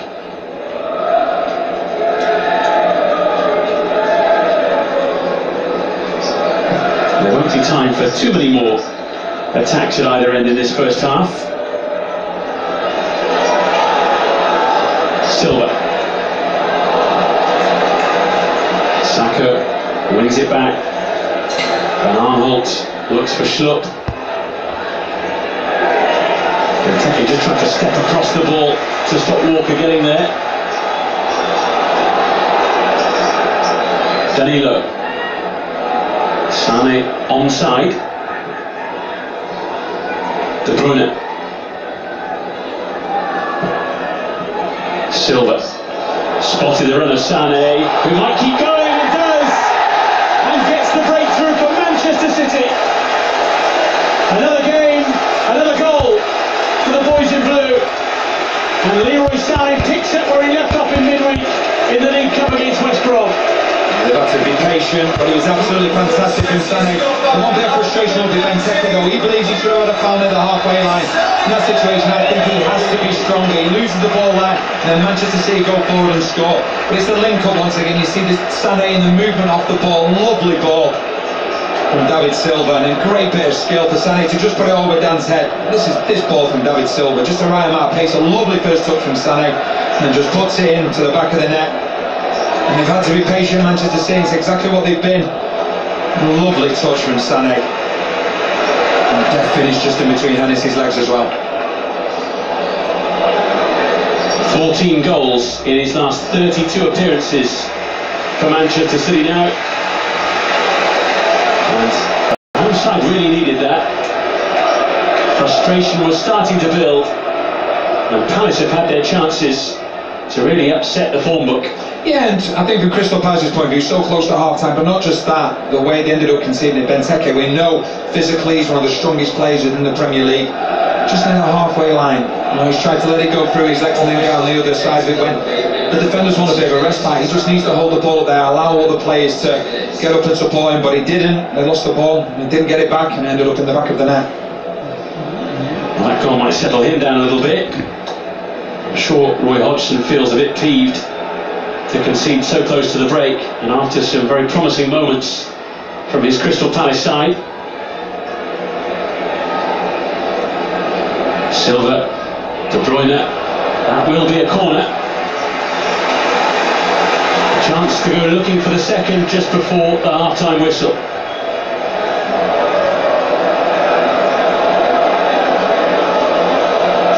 This is Jesus and Bernardo Silva. Wait for their chance, but happy to take in the action for now. De Bruyne. Stones. Heads it up to the air. Hennessy was positive, but only found Sané. All hands to the pump at the back for Palace.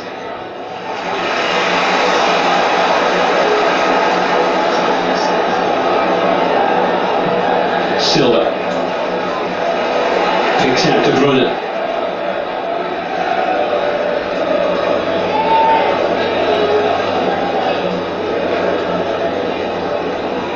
Silva to Sterling.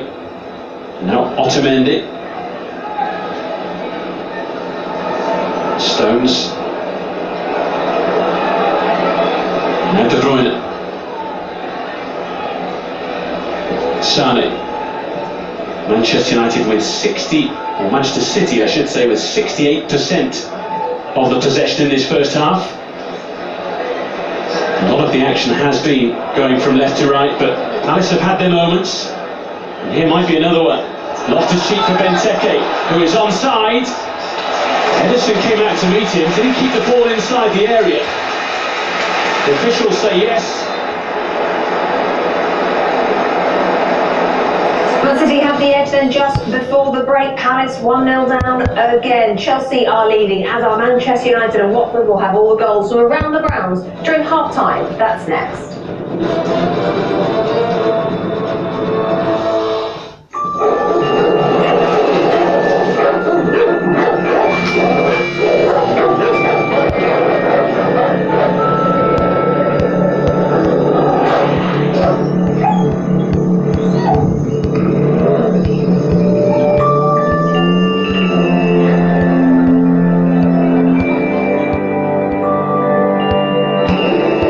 Introducing the new Range Rover Velar, Land Rover above and beyond. We're proud to reveal that Jim Beam Black has been awarded the world's highest rated bourbon. Their words, not ours. Make history.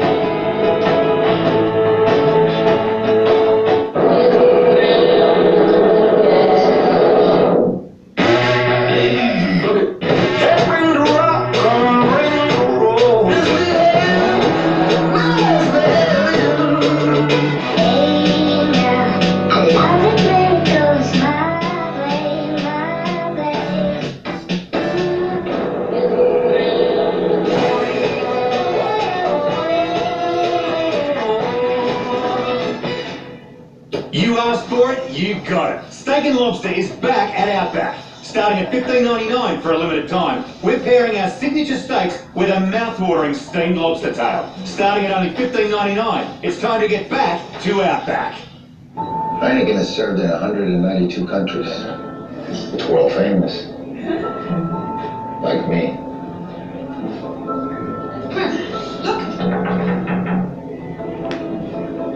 It happens all the time. It's Antonio Banderas. It's Antonio Banderas from the movies. Enjoyed in 190 countries. There's more behind the star.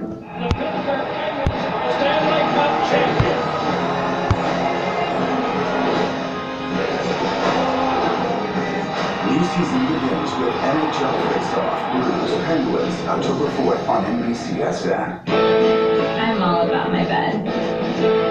This mattress is dangerously comfortable. When I get in, I literally say, ah.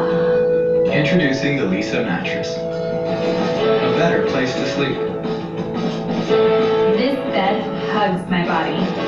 I'm now a morning person. The Lisa mattress is designed to provide strong support, relieve pressure, and optimize airflow to keep you cool. Hello, bed of my dreams. Order online. We'll build it, box it, and ship it to your door for you to enjoy.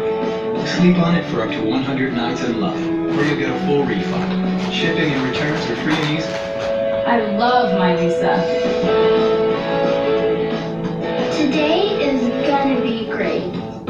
Read our reviews, then try the Lisa mattress in your own home. Order now and get $75 off. Go to buylisa.com today. You need this bed.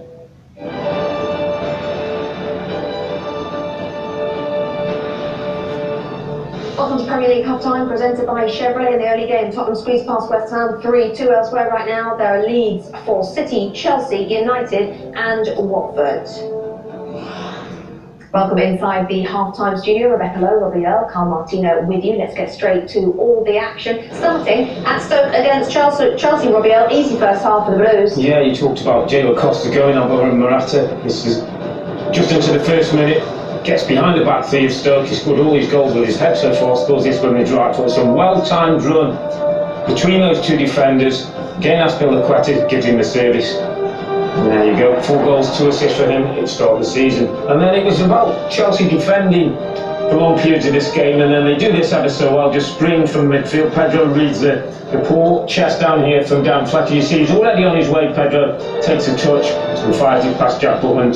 To say Chelsea are cruising. Defending champions on course for 3 points. Manchester United are 1-0 up to Southampton. Kyle. Ashley Young's been used at left back recently, and you have to expect he wants to get under that right foot and just finds a window to serve it in, and Tadic allows him to. Good initial save, but can't stop, won't stop. Romelu Lukaku, 6-6.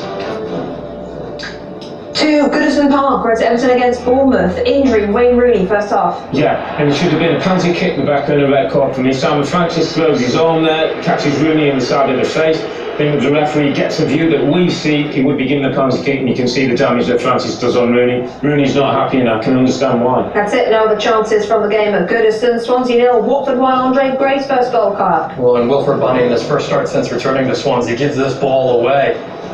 And they just do so well to get numbers forward. And as this ball makes its way into the box, it's actually a good interception initially there, but puts it right on the platter for Andre Gray. Let's get his first goal for Watford. He's not going to miss from there. So Watford lead at Swansea in the early game of the day. We're going to pick it up at London Stadium between West Ham and Tottenham are cruising at 2-0. They then make it 3, Robin. Yeah, 2 Harry Kane goals in the first half, put Tottenham well ahead, and then they get the third. Just here, Christian Eriksen's going to get onto this ball, and a lovely precision and technique to steer it into the corner to go 3-0 up, and you think, well, it's all done and dusted. But Javier Hernandez scores his goals in the 18-yard box. That's his 40th career Premier League goal to bring West Ham back into the game. A little bit more direct play from West Ham. Had its rewards again. Ball's going to be delivered into the box. Kouyaté powers ahead of it. It goes past Lloris. And then we're talking about the last minute of the game. A corner kick for West Ham United. Andy Carroll's the target. He's just about to get his head to the ball, and his contact here. Look at Sanchez, the defender, pushes him in the small of the back. Spurs are lucky to then drop 2 points there. Sergio Aurier, I should say, was also sent off for Spurs. So 6 goals against Watford last week, just the one so far for City against Palace at the Etihad. And it's a 5th in his last 5 for Leroy Sané. We've got a rare start today. We've got the highlights next.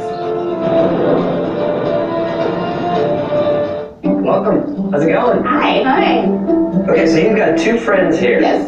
How long have you been friends? For about 8 years. Oh man, 20 years. 7 to 8 years. Awesome. What does dependability mean to you? Always there. Someone you can trust. Reliable. That's a good one. Okay, this is the J.D. Power Award for dependability. Why don't you come up here and grab this award? Now, I want you to give that to the friend that you think is most dependable.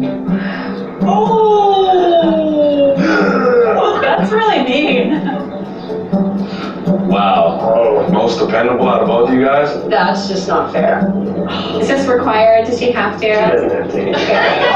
No, but it's a tough choice, isn't it? Yes, definitely, yeah. Well, luckily, Chevy makes it a little easier, because it's the only brand to earn J.D. Power Dependability Awards for cars, trucks, and SUVs 2 years in a row. Wow. That's amazing. You guys want to check these out? Yeah. A Chevy Malibu. Wow, it's really nice in here. I would buy it because it looks awesome. Chevy's a name you can trust.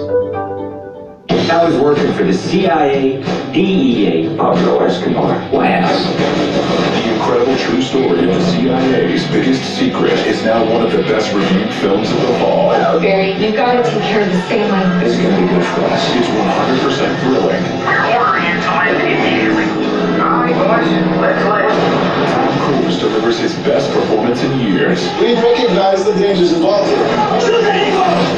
How are you doing? American made. Rated R. Federal fees, state fees. You know, there's actually administrative fees. But what is an MTS surcharge? You know, you kill one fee, two more grow. Hell, Maybe it's time for a switch. Is there a fee for that? No. Switch to Boost Mobile, where your taxes and fees are now included on all plans. Plus, get 2 lines with 3 gigs of 4G LTE per line for just $50. All on the fast and reliable Sprint nationwide network. With Metro BCS, you'll spend $5 more and only get 2 gigs. Is this for real? The realest player. Boost makes it easy to switch. Switching makes it easy to save. The Gardner first half highlights from the Etihad. Good chance for Palace, Kyle. Well, one positive in the short tenure of Roy Hodgson is deploying this man right here, Ruben Loftus-Cheek, in an advanced position. Last game he did just this, invited players, took them on, and created goal-scoring opportunities, and this is an excellent one. It deflects.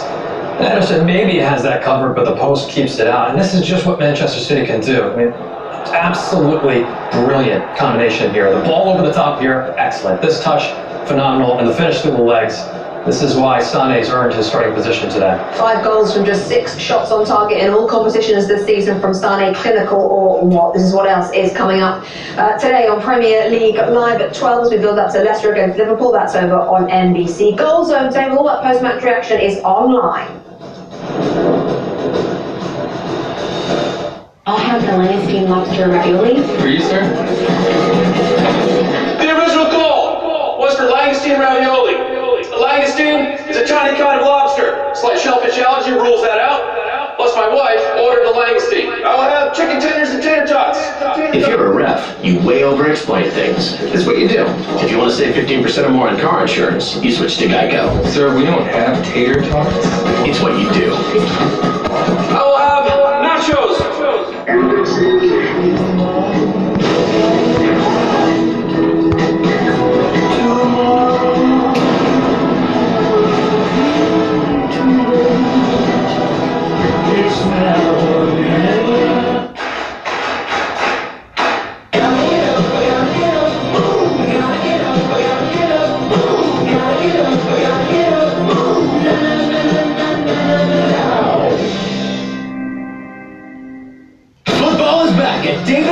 With all-you-can-eat wings plus a $10 game card for just $19.99 every Sunday, Monday, and Thursday. Yeah, you heard me right. All-you-can-eat wings plus a $10 game card for just $19.99. Watch the games and play the games only at Dave & Buster's. Fubo Chavez here, with my new cord-cutting friend watching American football on Fubo TV. Go! Field goal. Field goal! Stream the most live sports for the least money. Try Fubo TV free today. Cards ready? Wrong car. Oh, I'm so sorry about that. You guys want to check it out? It's someone else's car. What is this? It's the all-new Chevy Equinox. This feels like a luxury SUV. Your car's here. Bummer. Do we have to take that one back? Wah, wah. Can I take this one home? Current qualified Chevrolet lessees can get this all-new 2018 Chevy Equinox LT for around $199 a month, or get $2,500 total cash allowance. Find new roads at your local Chevy dealer. Who will win it all? Well, there's only one way to find out. Watch the FedEx Cup Playoffs finale, the Tour Championship. Today at 2:30 p.m. on NBC. Maybe we should try moving the router. Slide it on your wireless router. We good to go. For the next one, I want to... This is Eero. Let's do this. Sweet. It's not a router. It's a Wi-Fi system. Eeros create a wireless mesh network that blankets every room in fast, reliable Wi-Fi. Already in your inbox. Finally, Wi-Fi that works. Hello. Let's go for a ride on a Peloton. Let's go grab a couple dozen friends and chase each other up a hill. Let's go make a personal best, then beat it with your personal better than best.